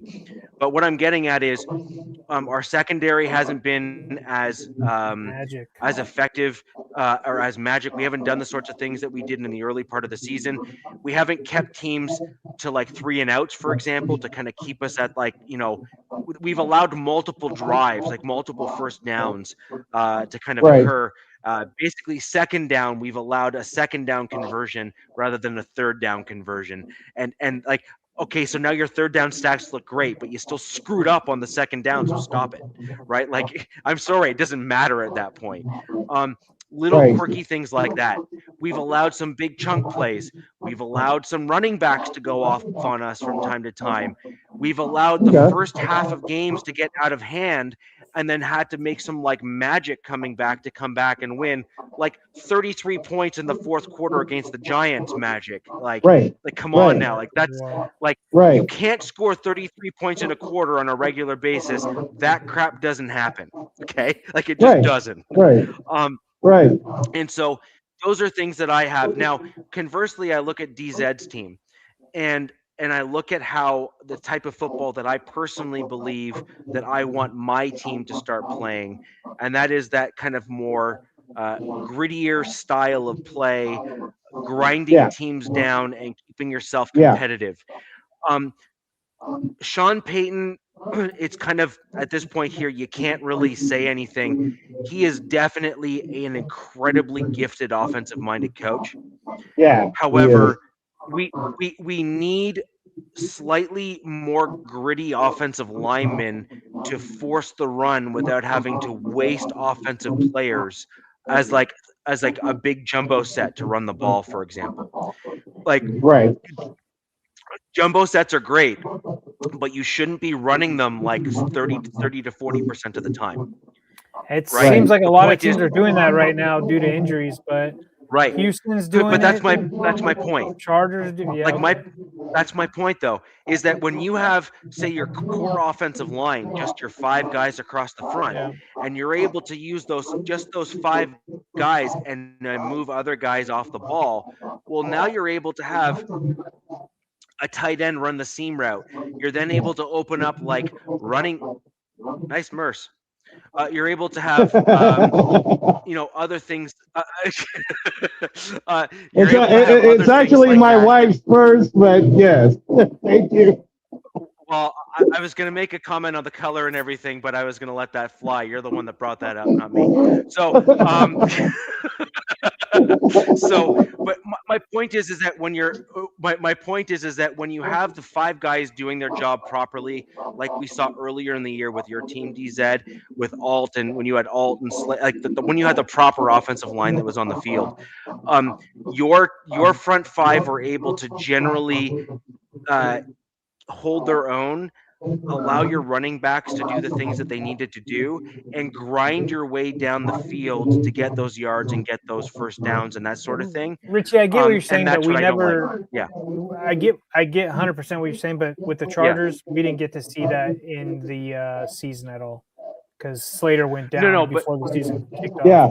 You're right, but you had Alt that is a natural left tackle able to slide back over to his left tackle position, and like arguably speaking, he looks even better as a left tackle than he does a right tackle. Yeah. Since Slater was such a good left tackle, they were like, "No, you're going to stay at right." Yeah, and then they and isn't that a lovely problem to have when you have two tackles that can basically flip flop and they basically are all pros no matter what spot they play at? Like I'm sorry, it's amazing. But that's not it's amazing, except when they get season-ending injuries, and then you're just like, right, yes. Oh God, how do you? I mean, like you can replace one of them, but now you got to replace two, and then not kind of really harp on last week's game, but the Chargers, we actually have 3 guys who can play left tackle really well. And last week, our third left tackle, Jamari Salyer, did not play. And it showed, it was evident that he wasn't in the game. So it's magic, man. No, I mean, I saw that and I thought that was funny. But yeah, it's great. Yeah, man. So, anyways, that's a lot on the on the Raiders, but ultimately, you guys are going to have an interesting matchup. Angelo, real quick on the Raiders, just on your take on your upcoming game versus the Chiefs. Where do you see that game going, and what's your score prediction? What I would love for it to go is exactly how the Giants game went. And let's not take any chances. Let's already be losing by 21 points at least by the half. And let's not goof around, right? Like this is because you know what, the Chiefs, man, they're they're right now they have a top 10 pick. So if they lose to the Raiders, they might be like pick number 8 or 7, right? They're the type to mess around and try to lose this game. So like I said before, Pete, listen to me. If you'd like to keep a job for one more year, then do the right thing and make sure you manage this correctly so that we get the number 1 pick. If you do anything less than that, man, if you sit there and, we're going to go for it, guys, and you accidentally or purposely win this game, you're for sure fired. You are gone, bro. You know. Kiss it goodbye. So my prediction would be, you're rooting for the Raiders to win? Go Raiders. Oh my gosh, you're killing me. You're killing me, man. White. I'm go Raiders this week. I'm just kidding. You're killing me, bro. You're killing me. But no, my prediction would be that hopefully it's just like what happened in the Giants game, and we get to see all of the young, great offensive talent, and maybe this becomes a Travis Kelce game. Do you guys know if he's playing or not? Because this might be his last season, right? Yeah, I'm not sure. I haven't heard any Chief news. I think it's just what's that guy's name? Oludokun. That's their quarterback going. Yeah, the quarterback. Yeah. I don't know. I still think that Kelce is going to probably want to come back and play with Mahomes next year. I don't think this is his last season. I don't think he wants to go out like that, but it would be. Will he have a choice, Nick? Is the question. Will he have a choice? I mean, good point. The Chiefs, they're set up with a good draft pick for the first time since I think like 2013, if I'm not mistaken. But they are like I think 40 mil over the cap, so it's going to be an interesting rebuild for them, like rebuild-ish. I don't want to say rebuild, but it's going to be an interesting offseason for them as well. Yeah, but, I think that I think the Chiefs, look, they're smart enough to know that they won't have Patrick Mahomes next year. Because of the whole injury thing, you're going to have to recover, take it easy on them, right? Let them be bad, all right? They'll get whatever picks they want. So if they don't have Kelce, they start offloading certain, money, whatever problems that they might have. 2 years from now, they could be back to being what they are, with a great quarterback in Patrick Mahomes. And anything less than that, then they end up being like the Raiders, caught in between a world of trying to be good while you actually don't have the pieces to be good. You know what I mean? So yeah. In my opinion, this is the year where the Chiefs are going to go first round tackle. It'll be a right tackle or a left tackle because statistically speaking, and let's be honest, I'm sorry, their GM is no dummy. That dude is good. Beach is a really good GM. He is Very good.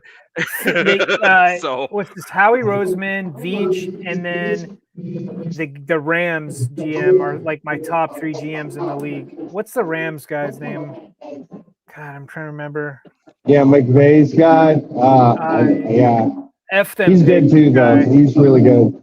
He's the guy that took Jared Verse and then took his buddy. Also, yeah, that guy was very smart. But the thing is that the Chiefs are going to know right now that they're not going to end up with a top 10 pick like this again, probably in a while, because Mahomes is good enough to win you games, and like not just like 1 or 2, like 3 to 5, right? Sure. Like as a player, and so they're going to know that they need to get into the top 10 to get tackles, like a good one. And so I think that they're going to leverage that pick to get after their left or right tackle of the future. And that's my prediction for them. Now, obviously, picking that tackle from pick 8 versus pick 10, well, that's advantageous to them there, Angelo. I can actually see a tackle or edge, Richie. Maybe, but they have Karlaftis, they have Chris Jones, who is still a very, very good player. Chris Jones is getting long in the tooth. He's getting slow. I mean, yeah, he shows up in the playoffs. Karlaftis, I don't think has been the guy, quote unquote. Like, I don't know, Zigzag's in here. Zigzag, wouldn't you want to see Karlaftis paired with like an up and comer and a top 10 pick on the edge? But yeah, it's either tackle or that. That's what I see them going for, these high-end elite. Yeah, I agree, but I do think that Angelo is onto something there.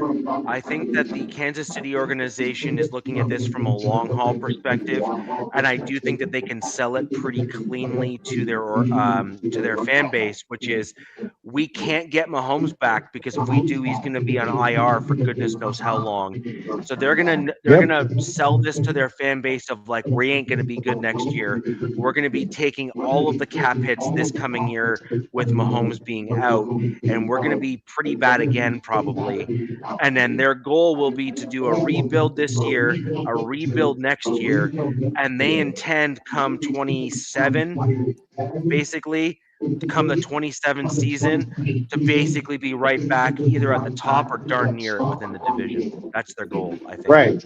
Yeah. That's why I'm hoping that this Sunday becomes the Travis Kelce kind of like retirement game of, Travis Kelce scored 5 touchdowns on the Raiders, and if this is goodbye, then what a way to say it. One of his biggest rivals, and great. That'd be awesome, because I'd love to see. Sounded like Chris Collinsworth right there. Yeah, right. Patrick Mahomes. Yeah. So, but yeah, no. I really hope that, again, that all ends up working out the way it's supposed to. Good luck to both of you guys on your playoff run. I'm really excited to see, just as a football fan, how far the Broncos and the Chargers will go. I don't think you'll be one and done this year, by the way. I think you guys will win a game, and then we'll see how it goes from there. So we'll find out. Harbaugh's a good coach, man. If nothing else, he is a really good coach. With a historically bad, and I say that they have a historically bad offensive line in it, so they're going to need a miracle, I think, to not be one and done. And it's a seeding game, and it looks like the Bills. Yeah, it's a seed. Yeah, that's It looks like the Bills are 5, right? Well, so I think the Bills are playing the Jets this week, right? Yeah, I think so. Yes.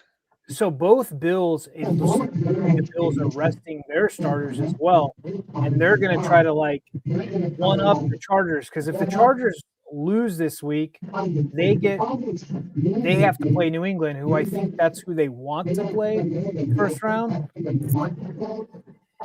Yeah. We don't want to play. No. Wait a minute. That can't be right. No. Wait. That can't be right because New England gets the bye. So they got to play whoever's number 2. Oh, New England doesn't get the bye?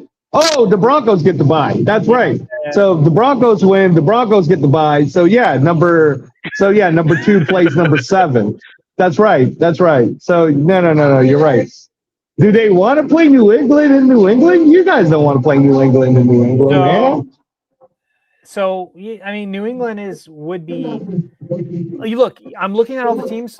For some reason, the AFC South, except for the Titans, have the Chargers number. The Jags beat us down. When the Colts were on their rise, they demolished us. And we just saw what Houston did. Now, I wouldn't mind playing Houston again if we have Jamari Salyer back at left tackle. That was a very winnable game for us, but it's going to be in Houston. What SoCal said, yeah, I mean, look, if we can run the ball, I could see us running it on New England, but we couldn't run it on the Texans. Let's just say that. And that's probably for a myriad of reasons. We got down really quick by 2 scores within the first 6 minutes. So it was a catch-up game. So, if I had my pick, we'll see, because so it would be. Let me make sure I got this right. So let's say we go with what we think is going to happen. So the Chargers, the Jaguars, and the Steelers would be the 3, right? That are rounding out the 7, because we know that the Texans will be in, right? The Texans are in, and the Bills. So New England would be 2. The Bills would be 3. Wait, I don't think the Texans are 100% yet. Let me see. But they would round out the 7, right? So if New England is number 2, and the Bills are the Bills couldn't be number 3 because it's a division thing. So number 3 would most likely be either the Texans or the Jaguars, right? And number 4 then would be the Steelers. So that means number 5 would be it could be Chargers, and 5, 6, and 7 that end up being Chargers, Texans, and Bills. So who it currently stands at 5 is Texans, at 6 is Chargers, at 7 is Bills. So everybody's predicting. Yeah. The Chargers are playing the Broncos. Broncos are going to win, get that first seed, and the Bills are going to beat the Jets. So the Chargers and Bills will swap seeds, and the Chargers would end up playing New England as the number 2 seed. Because number 2 plays number 6? I thought number 2 plays number 7. No, yes. So that's what I meant. It's confusing. I'm looking at the seating, but if the Chargers drop down again, Chargers go down. Now, if the Chargers would go down again. If Harbaugh gets cute and Trey Lance or somebody tries to win a game against the Broncos, which I don't see happening, that would suck, because then they'd end up playing the Jaguars, who. Liam Cohen has Justin Minter's number. I do not want to play the Jags first round. I mean, if we have to, we have to. It is what it is. But, the best seed right now as a Chargers fan is probably the Patriots. And the Patriots are saying that themselves. They want to play the Chargers too. So both see themselves as favorable matchups right now. I guess we'll find out. Find out. Well, hey, I'm running out of batteries, guys, so I would go. But thanks for inviting me in. It's always a pleasure. I do want to say Happy New Year to everyone who's listening to the Wild Wild West on both the MHRT network and the Captain Jack Rackham channel. Happy New Year to you both. Congratulations to the champ.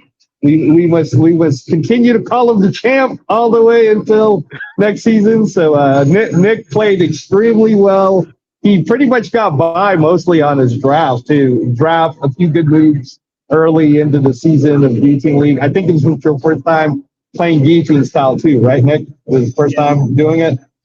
Yeah. So that the only thing is, I was trying to get Rich involved in it. I'm trying to get more people, especially content creators, involved in it because it is a fun league to play in, Rich. And the best part, Nick will tell you, is once you get eliminated, you don't even really have to think about it anymore. Yeah, you're done. You're just watching done. to see. So tell you what, want.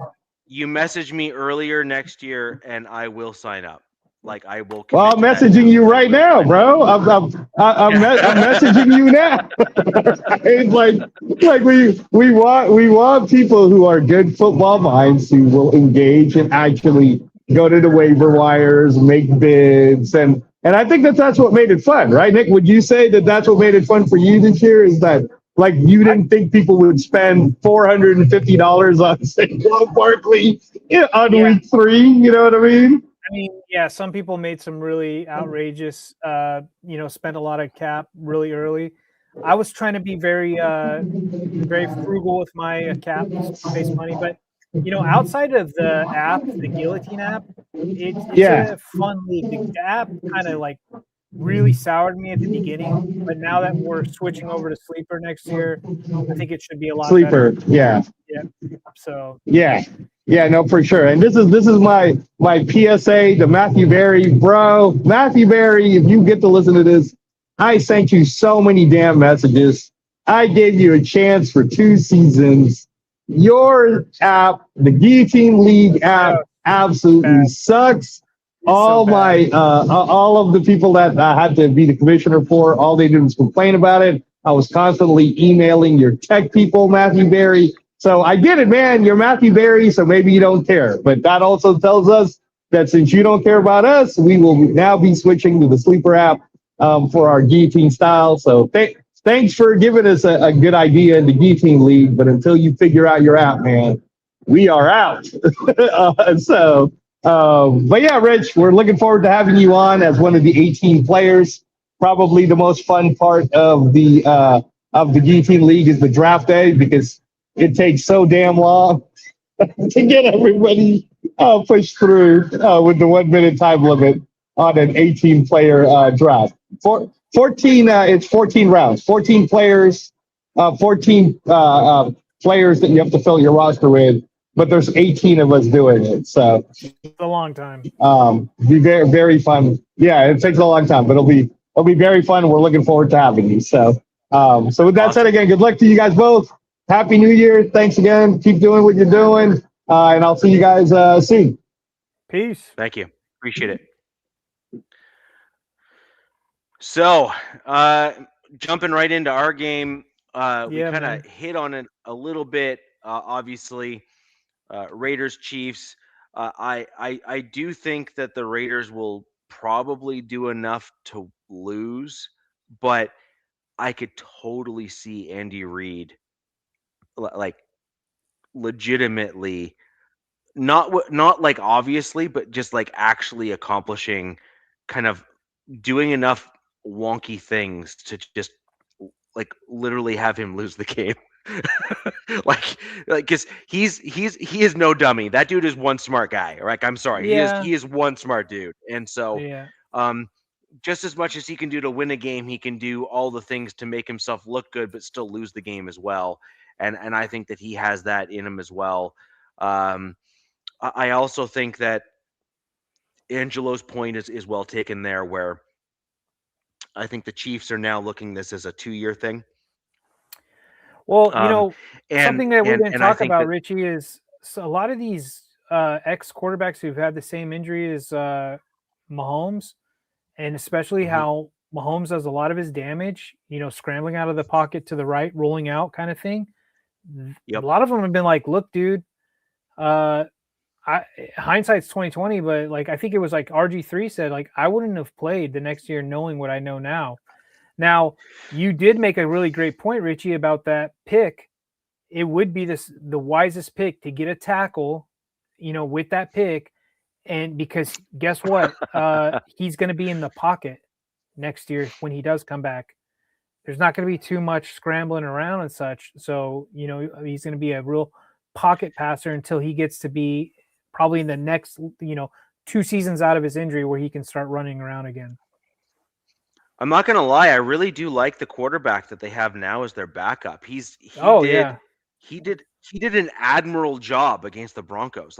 He deserves a lot of credit. He played pretty darn well when we played the Chiefs last week, where he was making some pretty good throws and some pretty good plays. And so I think if they stick with him as like a starter to start the season next year, will they be incredibly competitive? Not like Mahomes, no. But he brings a different dimension to the game. And if you're going to be honest, if he can be trained up or coached up to maybe, you know, play the role of like a tight end or something where he's like inline blocking and then maybe catches a couple balls or something, and then they intermix him with Mahomes as like kind of like what Sean Payton did with his guy there in New Orleans for a block there. You could have some interesting offensive plays there with the Chiefs next season if they choose to bring Mahomes back sooner than I think they probably should. I do believe that the Chiefs' smartest move this offseason will be to take on the absolute brunt of all of their dead cap space by cutting guys to save themselves to get under the cap. Let Mahomes sit out a little bit, bring back in a guy, maybe not be quite as competitive as they've traditionally been, but get themselves healthy and start plotting their course of action for the future in 2027 and simply just do the right thing by the team and get themselves completely sorted. It's not going to be popular amongst the Chiefs fan base, but I do think that it may not be I think it might be a smart move rather for the Chiefs to kind of get themselves to a reset. And also start to retool on certain position players. Like they'll need a tight end. Travis Kelce's probably going to have to get cut in order for them to do what I'm talking about. They need a running Get back. themselves a new left tackle. That's an important piece. Get themselves a running back that can be like a stud guy. They're going to have to do the things in order to get themselves back on track as a team. And that's that. So, an interesting piece. But let's be honest, this is the sort of season that, as a Broncos fan, um, and also as others have been predicting for a period of time, that the Chiefs would eventually find themselves in. At some point, the right picks would not have been made. Like, in fairness, the Chiefs have had almost a horseshoe when it comes to draft picks. They've gotten Tyreek Hill, they got Travis Kelce, they kept on basically hitting wins across the board for all of their draft picks. And at some point, they were bound to not always win. And the last 2 seasons, they've had Mahomes to kind of get them out of the way and into the Super Bowl at one point, and they got themselves blown out of the water by a better defensive line. And at some point now, the Chiefs are going to have to rebuild the way that they did before when Mahomes was first in the league. They're going to have to really solidify that wall in front of their quarterback to get their offensive line back to where it was so that they can keep themselves rolling and keep on winning games. Their quarterback's not getting any younger. He's already had this injury. They're going to have to make sure he stays upright because, I mean, he is easily still a top tier quarterback so long as he can come back even 3/4 of the way where he was. And the Chiefs would be smart, in my opinion, to focus on the top picks they can to bolster their lines in order to keep quarterback of next year safe and also Mahomes safe in the future. Yeah. So, but on to our games. I do see this as Broncos obviously winning because we're not going to be resting our starters. We're going I to think you be guys are trying like to 12 and kind a of half going point for, favorites or something. yeah. I mean, Yeah. I actually I don't think we're going to cover that point spread. I think we're going to be probably I think you closer do. to you. Oh, you think we will? Okay. Oh, yeah. I'm not Well, sure, look, and the I only don't reason know. why I'm Go ahead. Go ahead. I'll give you my my feelings on only this. point here is that I think that the defense is going to really run ruckshot because they're going to be trying to go for all sorts of sack records. Okay. Like I think the defense is going to be like they're going to try go NASCAR like and just Yeah. absolutely just go for the slaughterhouse. Like Yeah. I think that the Broncos are going to aim for like a 17 sack game or something stupid. Like I truly think that they're 17, going to did you try and say? go. Yeah, like I think they're going to be going into like they're going Oh, to try and hit shit. records. God damn. Well, the Broncos defense have already have 7 and 8 sack games this season, right? Against starters, like proper starters in the NFL, Yeah. right? So we've had 7 and 8 sack games this season. And so I don't think it's a stretch for them to try to go into the mid-teens in terms of sacks against Yeah, but this is an a game offensive where the line. Chargers are not trying to win. So I can just see them going fully just dumb and just going run, punt, run, punt. Yeah, Like something like that. maybe. Yeah, maybe. And That's entirely possible. another aspect of this is Trey Lance is a free agent after this season. So this is probably going to be an audition for him, to see if he can land somewhere. Look, let's face it, there's a lot of teams that need quarterbacks, and some of these quarterbacks that have come out are not looking so good. He was drafted pretty high. He's been bouncing around for a minute, so the times I have seen him play, he's looked decent, but you just need to see more. It'll be interesting to see how he looks. I mean, look, it's kind of a tough defense to have an audition tape to go against. A team that's looking to get that, that first seed, secure the first seed in the playoffs. But there's going to be a lot of starters out for the Chargers. I'm already looking at the injury list. And it looks like a lot of the big names are going to be out of this. Looks like Hampton's going to be out. He's DNP. But to be honest, I don't know who will and who is playing. So it'll be interesting. Let me see. Oh, that went away. But yeah, I don't. And to be honest with you, I'm fine with not winning this game. I know there's some fans out there that are like wanting to win this game or try to win the game. But like I was telling Angel earlier, this is kind of coming down to like a seeding game now in the playoffs. Like, who do you feel comfortable, playing round one? And there's some teams that, I don't feel comfortable personally as a fan.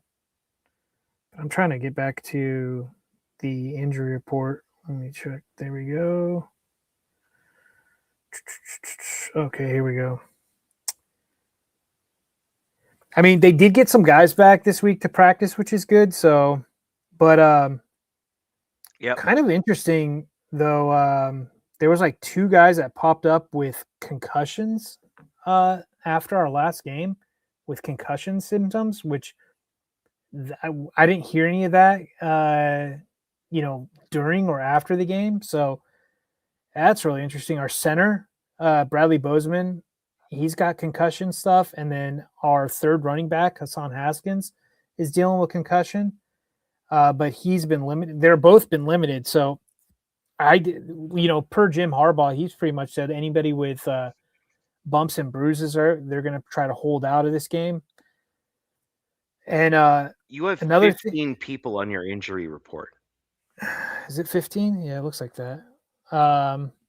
They're going to let Justin just rest for a while, which is fine. Man, Nico Reed with a hamstring, that's a guy that I was hoping that would be playing because he needs some playing time, and he's DNP 2 gate. That's not he's good. He's DNP 2 in a row. He's probably not playing. Yeah, that's not good because dang. And then Jamali Sawyer, he's not going to play. I know that. I know they're holding him out of practice. They don't want him practicing. It looks like Kamani Vidal will be back. Yeah, it's going to be RJ Mickens. It's good to have him back. But yeah, there's going to be a lot of guys that hold out of this. So, I mean, they're saying they're not even dressing Herbert. Like he'll be in street clothes, kind of thing. And our third string quarterback DJ Ukulele, or who will be the backup. So maybe he'll end up playing. But I can see this game getting out of control. score wise, or you Yep. know, maybe I don't know. I really don't know. I don't have a score prediction, Richie. I mean, it wouldn't surprise me if it was like 42-9 or something, some bizarre score like that. It could be something like that, for example. So, like, here's where I'll give you something like a score like that, right? I think what could happen in the early stage of the game is as you said, you're going to try to go heavy on the run. But I think what Vance Joseph is going to do is go like full blitz on the offensive line that you guys have as a counter to that, and attempt to go tackles for loss against running backs and a quarterback who is kind of Sure. green. And try to go for like 3 and out for losses and stuff like that to just try to like absolutely.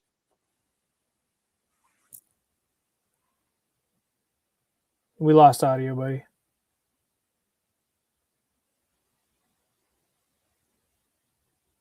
Mic check, mic check.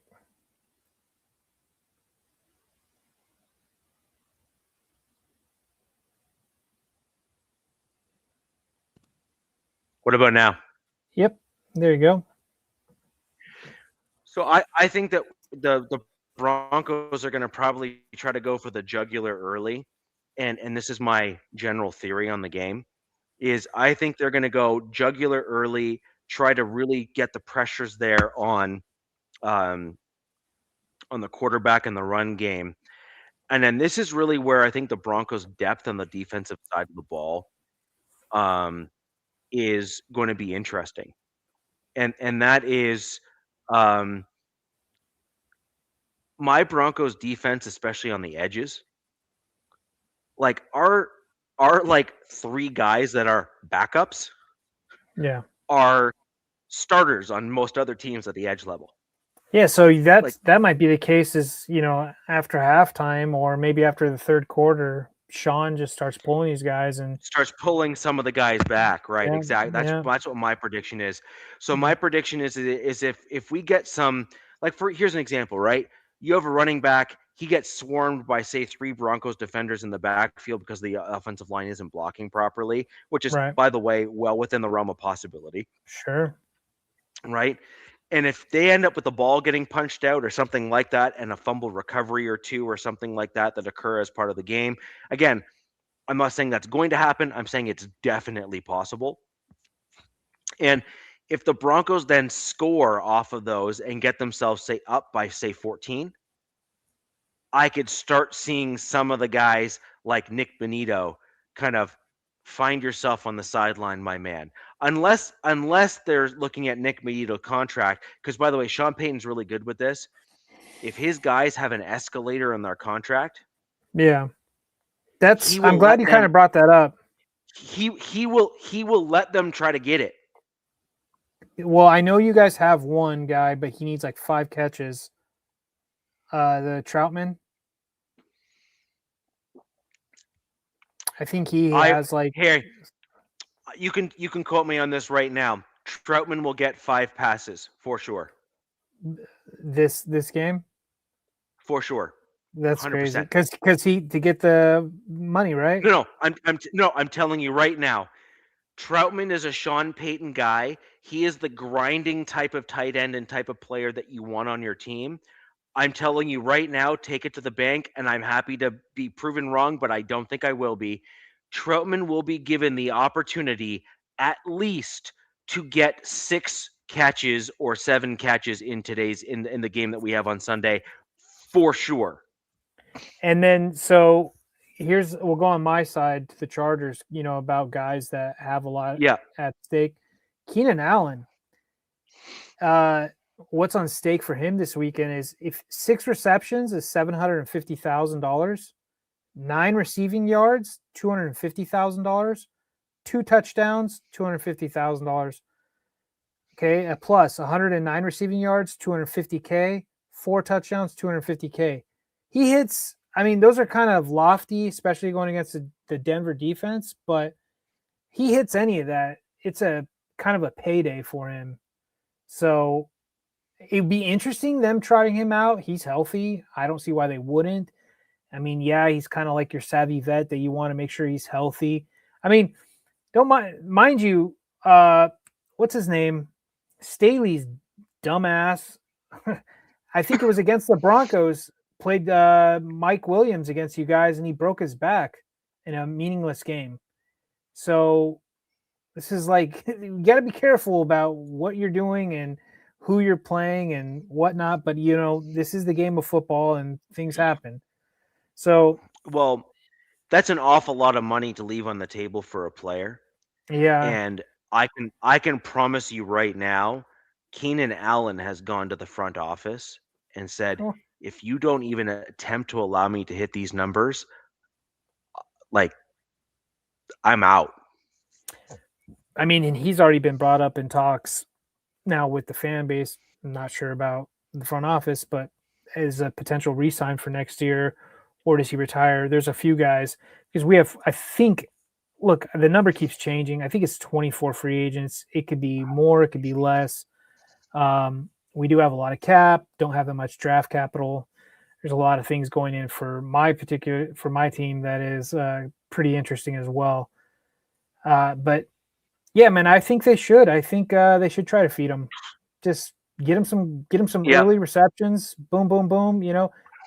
And I'm not saying Trey Lance is bad. He's a decent quarterback. He's actually a really decent backup. But yes, I think they're gonna try to do him a favor and audition for a team, because I don't see him as the backup next year on the Chargers. I see him with somebody else. I'm telling you right now, if he tries to throw the ball, he's getting slaughtered.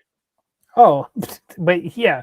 So what I foresee him doing, that's lamb to slaughter. Literally lamb to slaughter. I see that. I see him scrambling a lot. I see him trying to roll out, use his legs, and these quarterbacks, they have a good idea where the line of scrimmage is. They can see him both sides, and then that's where I see him trying to do his stuff. And I could see the Broncos defense getting a 1 or 2 interceptions in this game, couple sacks, maybe fumble recovery.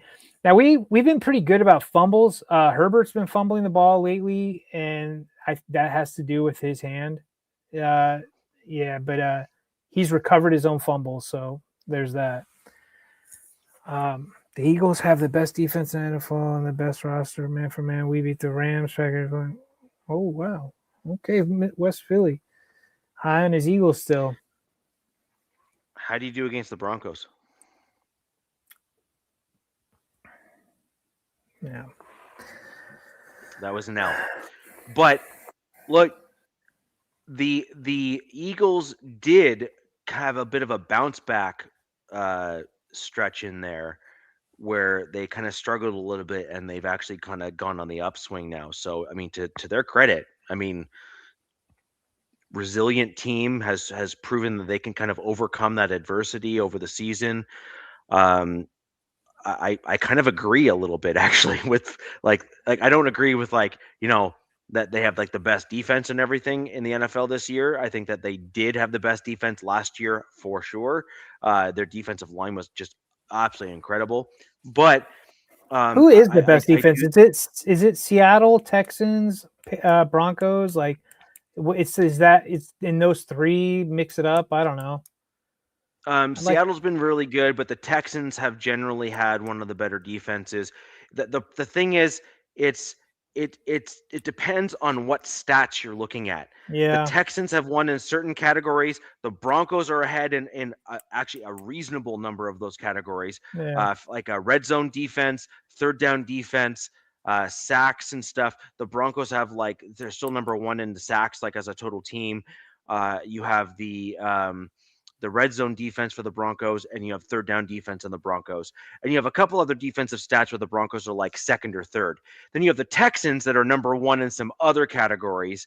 And then the Seahawks have a couple categories where they're number 2 and number 3, but they're not really number 1 in many of them. I know my Chargers defense is up there, but not, I don't know if they're top 5. They might be top 10. They're probably more in the top 10 range. How they've been playing late. I mean, other than a few, like the Texans game, they got caught off guard because which I thought was really interesting. I was like, I hadn't seen a team do what the Texans did to the Chargers like in a long time. They went up 14 in less than 6 minutes. They caught them off guard with like 2 deep bombs. A 75-yarder to Higgins and then a 43-yarder to Jalen Noel. But after that, my defense locked down and, I think held CJ Stroud to like 43 yards the rest of the game or something. So they're a good defense, but that's a Harbaugh Minter thing, man. Like those two guys together are. Yeah, but the thing is, it should never. This team is not designed to come back from big deficits, especially against a defense like that. Like they essentially shot themselves in the foot last week. That's why I was kind of saying like this was a very winnable game for the Chargers. But first of all, you go down 14 so quick like that. That's a plus and minus. Like you still have a lot of game to go.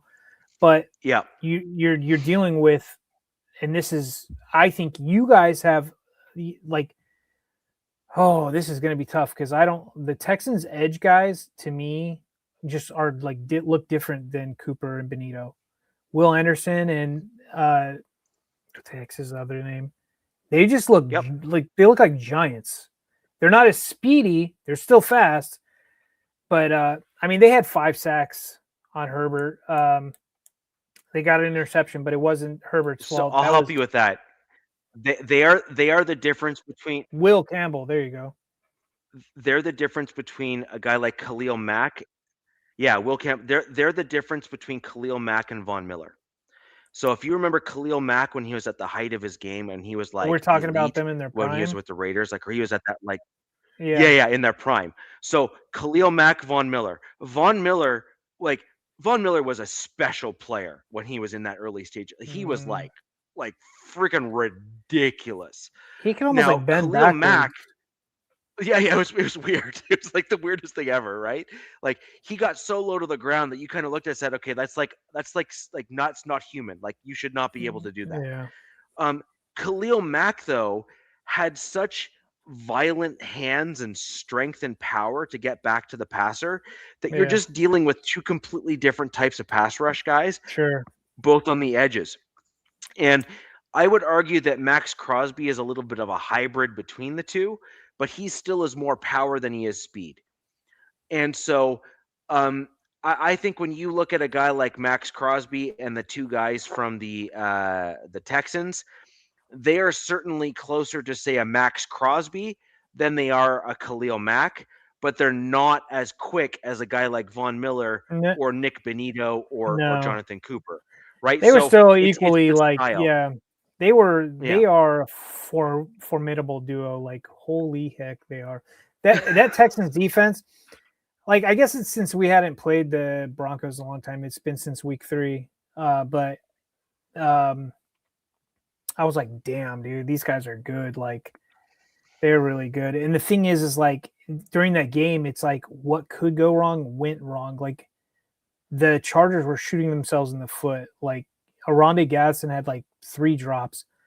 He did a tip drill near the end zone, tipped it up for the guy to intercept it. And we had Dicker, the kicker, and one of the best kickers the last 2 seasons missed a field goal and an extra point. The score was 20-16. That would have been a tie game. And then, I'm not going to complain about the refs because I don't think you should leave games up to the refs, in my opinion. But, some of these games are getting pretty close. Texans had a lot of penalties, and I don't know if they deserved all that. I think it was like 8 penalties or something. Chargers only had 3. But, man, that last penalty sure made up for the Texans having 8. It was an illegal contact when that ref crew had only called illegal contact, I believe, 6 times this whole season. And they called one to essentially end a game. And the legal contact was the wide receiver initiating contact. And they called it on, and I'm like, this doesn't make sense. So there was a lot of controversy about that afterwards and whatever. But I don't think games should be left up to the ref's decision. Now, as playoffs No. get going, games are going to get a lot tighter, or we would hope or think they do. So this is where we kind of hope that the refs are really in their A game. But and then also our punter was trash. Just like a punt of 22 yards and like all these. It was bad, Richie. It was a bad ball. It was a bad game, but it was still winnable. It was still a winnable game despite all the stuff that they were dealing with. But hats off to the Texans, man. Great team. They're going to be I don't know who the Broncos. You guys would play like as the number 1 seed. You would probably play the winner, like the lowest seed winner, I believe. Yep. Something like that. Yep. So I think, like, say if this goes how I think it might, or I'm hoping, if the Chargers, they lose to the Broncos this week, Broncos get first round, get your rest, Chargers go to New England. I think that we have a good shot to match up with them, especially get some guys healthy. Then if we win that game, I think then we're playing the Broncos again. Well, you and I have had this. You and I have had this chat already. Yeah, you said it was 2013 this happened? 2013 was the last time this happened, where the Broncos were the number 1 seed with Peyton Manning. That was our year where we were the highest, the most potent offense the NFL has ever seen. Remember with Julius Thomas, Demaryius Thomas, Wes Welker, like Eric Decker. Remember, we just our offense was ridiculous. It was stupid. It was absolutely silly. And we had a defense that was mediocre, not great, mediocre.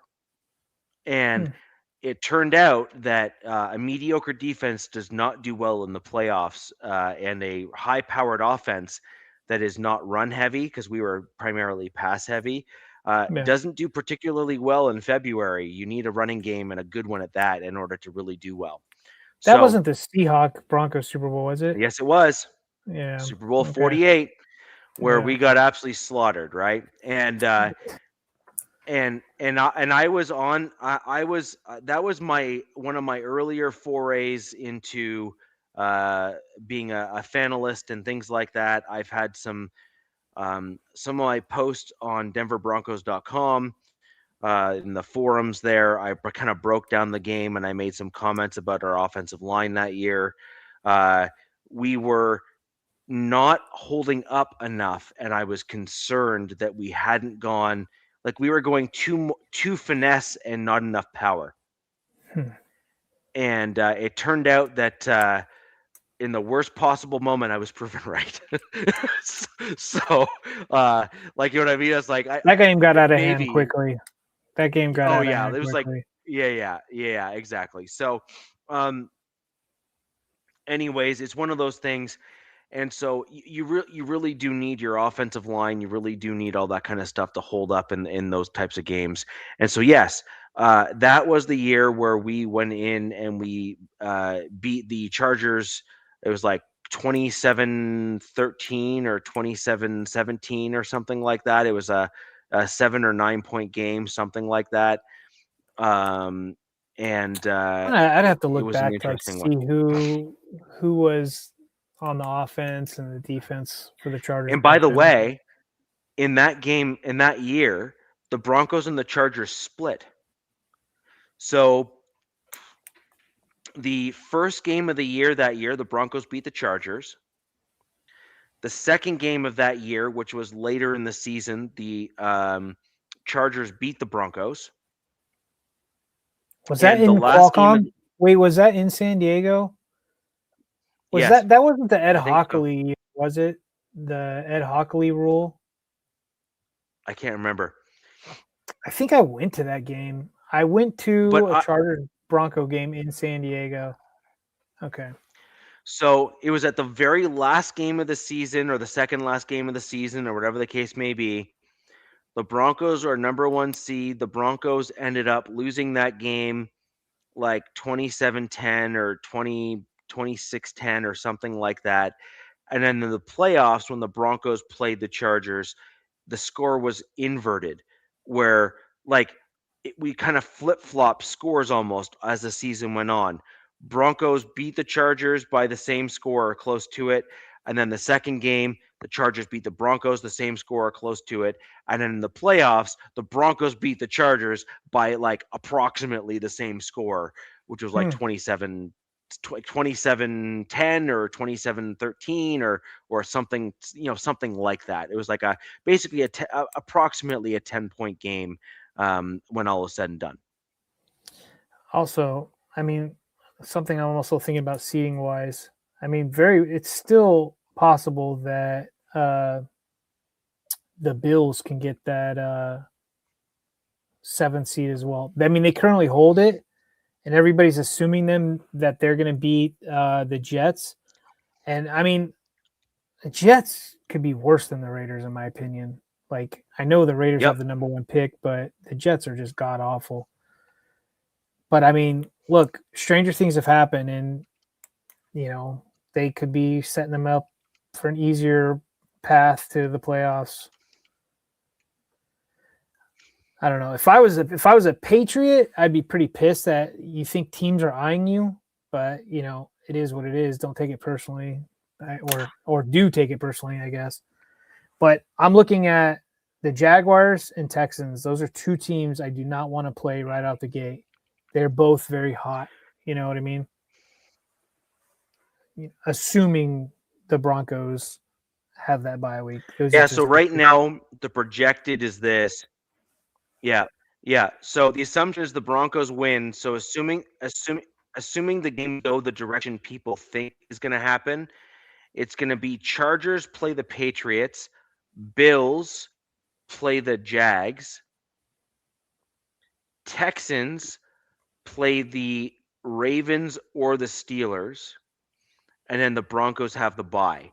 So if we assume that the Chargers upset the Patriots, we assume that the Jags upset the Bills. And let's be honest, the Bills, but New England has not been kind to the Chargers in the past, so this is not a gimme by any. No, gimme. No. So let's just assume that the high seeds do win, right? Because every year there seems to be some flyers, right? So let's say that the Patriots beat the Chargers, and let's say the Bills beat the Jags, and then let's say I just have a funny feeling the Bills are going to beat the Jags, and then let's say that the Texans beat the Ravens or the Steelers, because I do think the Texans are the better team. That would mean the Texans at 5, the Bills at 6, and then the Patriots at 2, which means that we would play the Bills. And then, but you are right, I think. You are right. If the Chargers beat the Patriots, I believe the Broncos then play the Chargers in that next round. That's what I'm thinking. And that'll be interesting. And that'll be an interesting game, because the division rivals, we kind of know each other, all that kind of stuff. And I mean, that game is going to get all the hype in the world, just because of AFC West, 2013 rematch, Bo Nix versus Herbert, Peyton versus, there's so many storylines in there that it's just yeah, exactly. It's the storyline for that game literally writes itself, and you can envision the trailer for the game already, right? What's coming. Yep. It'll be interesting. I don't want to count my chickens before they hatch. We'll see what happens. I'll be honest with you, Richie. I know you, as a Broncos fan, got to be super stoked with your team right now, rightfully so. With the potential to. Well, you're Richie, that's why. But I would say the majority of Broncos fans, the mass majority, are pretty stoked with them. But me, with this game, this coming up Sunday, I don't have any interest in watching my backups get beat down by the Broncos. I really don't. I mean, I will be I will probably still watch it, but I'm like, man, is there any yard work? I'm checking the weather. I'm like, is the weather going to be above 30 this weekend? Let's see. Maybe I can go outside and do some yard work because it sounds like it's going to be a rough afternoon for my boys in Denver. So these are my favorite types of games. So when the Broncos were a few years ago, these were my favorite games I don't where see you're why, at right but now. And and I'll explain. I'll tell you exactly why. These are the games where I got to watch a guy like PJ Locke show why he is, you know, a likely starter on many teams in the NFL, but just yeah, the Broncos just wanted to do better at the safety position. These are the games where I got to show that Jaquan McMillan is an actual legit, like top notch, like slot corner at the NFL level.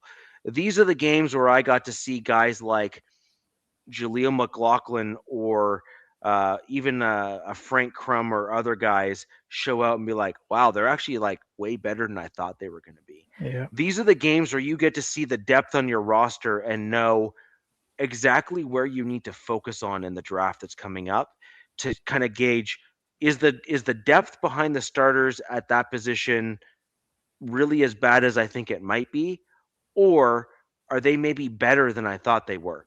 And that's why I loved watching these sorts of games for my Denver Broncos because it gave me a better understanding of the roster depth that we had on the team, um, or even if we were going to see backups play, if I thought that they played better than the starters, yeah, that's true. I right? mean, there's probably some And guys so, that will get a yeah, shot this week that I'd like to see a little more of. But Mhm. on the offensive side, when you're dealing with so much attrition and on the offensive line and such poor play, really puts a hamper on things offensively. Now, defense, it should still be pretty decent for the Chargers on defense. yeah. Like I said, right now I don't know the guys who won't be playing. It's probably safe to say that probably Mac, Derwin, they're probably not playing. Now the other guys, I'm not 100%. So defense is still probably going to try to get after you guys, but offensively, I don't see it happening.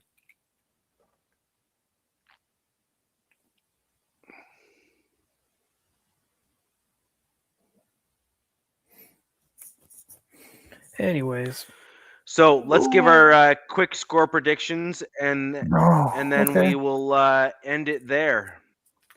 Do you want me to go first? You want you to Yeah, go go first? first because I go first because I'm just I don't want to give something super outrageous. I didn't even write anything down. I have this as a 31-point game for my Denver Broncos.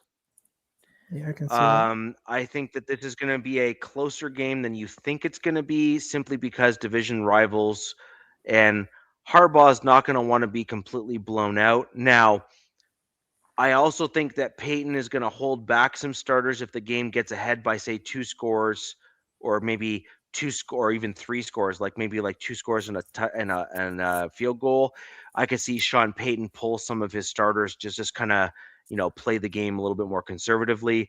So I could see this being about a 31-point game for my Denver Broncos, and I believe that you're going to end up seeing maybe a touchdown near the end of the game was like a garbage time style touchdown, potentially with a Trey Lance or whatever. Just because the Broncos have kind of maybe sat a couple of their starters and it kind of comes Sure. back to bite them. But ultimately, I see this being a 19-31 game for the Broncos. That's close. What I just wrote down is pretty close to what you said. I've got this. Yeah. I've got this. 28 Broncos, 13 Chargers. Yeah. I think like I said, I think there's a touchdown in there, and I think there's 2 field goals in there.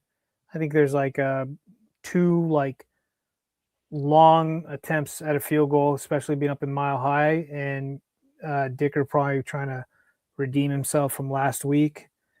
And then yeah, I could see you guys probably pulling guys in the fourth quarter and such like that. Maybe that's where the touchdown comes from. Who knows? Yeah, But that's my thought process there as well. We also have a fair number of defensive injuries, like Corinne Reed. He's back to finally being a full participant. We have Greenlaw, who's going to be out for this foreseeable future with yet another injury, because why not? It's Dre Greenlaw. dude, Um, it's like clockwork with some players, man. yeah, and so Corinne Reed, you heard me talk about him in the preseason. Jordan Turner, another guy you heard me talk about in the preseason. And guess what? They've been starters. Also, guess what? They've looked really good. So So it's like, you know, at some point I think you just need to be honest and say, like, even if Dre Greenlaw is like a really good player, and he is, by the way, for the record, yeah, if you can't stay on the field, then you're really not helping your team. And that's not a knock on you as like your skill level. You don't have the health to back it up. It is what it is. I'm just looking at some of these injuries, like who are potentials. Like St. Juice will be back. Okay, it's gonna be pretty sad. So it's probably gonna be, if I had to guess, running back wise, it's probably gonna be Vidal and Patterson going. It's probably just gonna be those two going against you guys. Two like smaller style backs. Yeah. Yeah, man. I don't know. Oh man. Yeah. Anyways, it is what it is. Yeah. It's gonna be interesting, but I'm not looking forward to it. Now, if I look at it from your way, looking at young basically, guys, for the most part. yeah. AFC West. Did you see that? I AFC believe West we're going to camp? see the bench. Sorry, what I think we're having What do you audio, mean? but did you Peyton? I haven't even seen him on X. Did I know the Broncos won the West, and Peyton was like, I didn't even see him. I think he's like, from what I heard, they're ugly. I haven't even seen what they look like. Did you see him? Peyton and the Broncos are refusing. They're refusing to even release them to the players, have them worn in public. Sean Payton is put his stock 100% in the first round bye and first seed of the West. Mm-hmm. And his whole thing is, you're not champions of anything until you get the first round bye. Okay. Because I was like, I hadn't seen like the hats or t-shirts or anything. You can go on the Broncos website. They have them posted there. But Sean Payton has intentionally withheld the gear, if you will, from the team, because he's basically treating it as it means nothing unless you get the number one. Like, it makes nothing. Like, you have failed unless you're a first, like you're a first round bye. I can see that. I can see it. Yep. And you got to find motivation for your players somewhere, and I think that's what Sean Payton has done here. But anyways, that's where we're at for today, guys. It's obviously some interesting games, at least. Obviously, the Chiefs have missed the playoffs. The Raiders have missed the playoffs. That kind of surprised me a little bit. I thought at least one of them would probably have made it when we started the year, if we're going to be honest. Like, it is what it is. I think we had 3. I mean, we are flirting with maybe 4 getting in, but yeah, I mean, you can't get there when you have injuries and some other things that take place. And frankly, I think we all expected the Chiefs to do a little bit better than they did. And I'm going to be perfectly blunt. I did not foresee this happening to the Raiders. Like, I thought the Raiders were going to be a much better, a much better team this year than they were. I thought they were going to be like a 6-7 win team. I did not see this 2 win. But I also didn't see Geno being as bad as he has. And then I guess you can blame that on the O-line and OC, that whole debacle. So there's a lot of stuff that was involved. Yeah. So we got 2 teams that are kind of just playing for more pride at this point, and the Raiders wanting to try to guarantee their first round draft pick, or number 1 draft pick in the NFL draft in 2025/2026. And then we got the Broncos and Chargers. The Broncos are basically trying to solidify their number one seed in the AFC West, which is a big deal for my Denver Broncos. We still have a few injuries that we are trying to recover from. One that is notable, by the way, J.K. Dobbins. Yeah. That first round bye will allow us to likely get him back for that first go round back in the playoffs. And I that'll be heard an he's important not thing coming for us. back. Now you're thinking he might come back, or he is? All indications are within Broncos country that he is on track to come back for that first game back after the first round bye. So That would be a huge boost for you guys. Huge boost. Yeah, and obviously the hope is that that's the case. And then there's some other kind of interesting pieces. I will again go on record saying that the Broncos desperately need a truly big back, like a legit big back, like as in like Hampton size running back. Like we need a guy who's like 6'1", 240, kind of, Are you saying for the playoffs or for next season? No, I just mean in general. Like when you look at where we're at right now, you need a guy that can have some durability with a combination of Najee size Harris is and probably frame. going to be a free agent next year. Yeah, I don't like Cyclopses. Well, and then also, what was it? Achilles? Yeah, it's Achilles. Yeah. Popped his Achilles. So I mean, soft tissue injuries and stuff like that aside, he's typically been very healthy. But once you start getting these soft tissue things, they often stack up for guys that are in high contact things. I like the Broncos to look at some of the guys in the draft and maybe take a flyer on like a UDFA or two or something like that and see what you can get. But anyways, looking ahead to next week's game, we both gave our score predictions. Broncos are atop the West. For those of you who predicted it, I was not one of them. I did not think the Broncos were going to be atop the West. I actually think I predicted the Chargers, if I'm not mistaken. Yeah, I thought my boys had it too, man. But look. And honestly, it's going to be a really interesting lead into the playoffs. If you have any questions for down below, predictions for the playoffs after the first round, we will be back, obviously, at our normal Wednesday time slot next week. We'll get right into the outcome of these games, a look ahead to the Chargers playoffs game, as well as some additional chat with the playoffs. And obviously, the Raiders at that point will be full-on draft mode.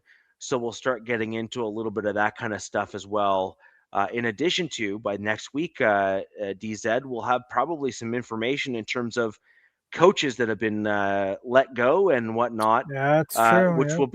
Which will be some additional content for those folks that are around with us next week on Wednesday. But anyways, ladies and gentlemen, until next week, where the West Side's the best side, thank you very much for joining us on the Wild Wild West. Peace! Fast lane when I pass in the street, bag of money in the passenger seat. Simcoe's been asking for me on the road from the west to the east. Way up, I might never come down, cause the coast's racking up the flame out. So high, I might never come down, so what, this is my lifestyle.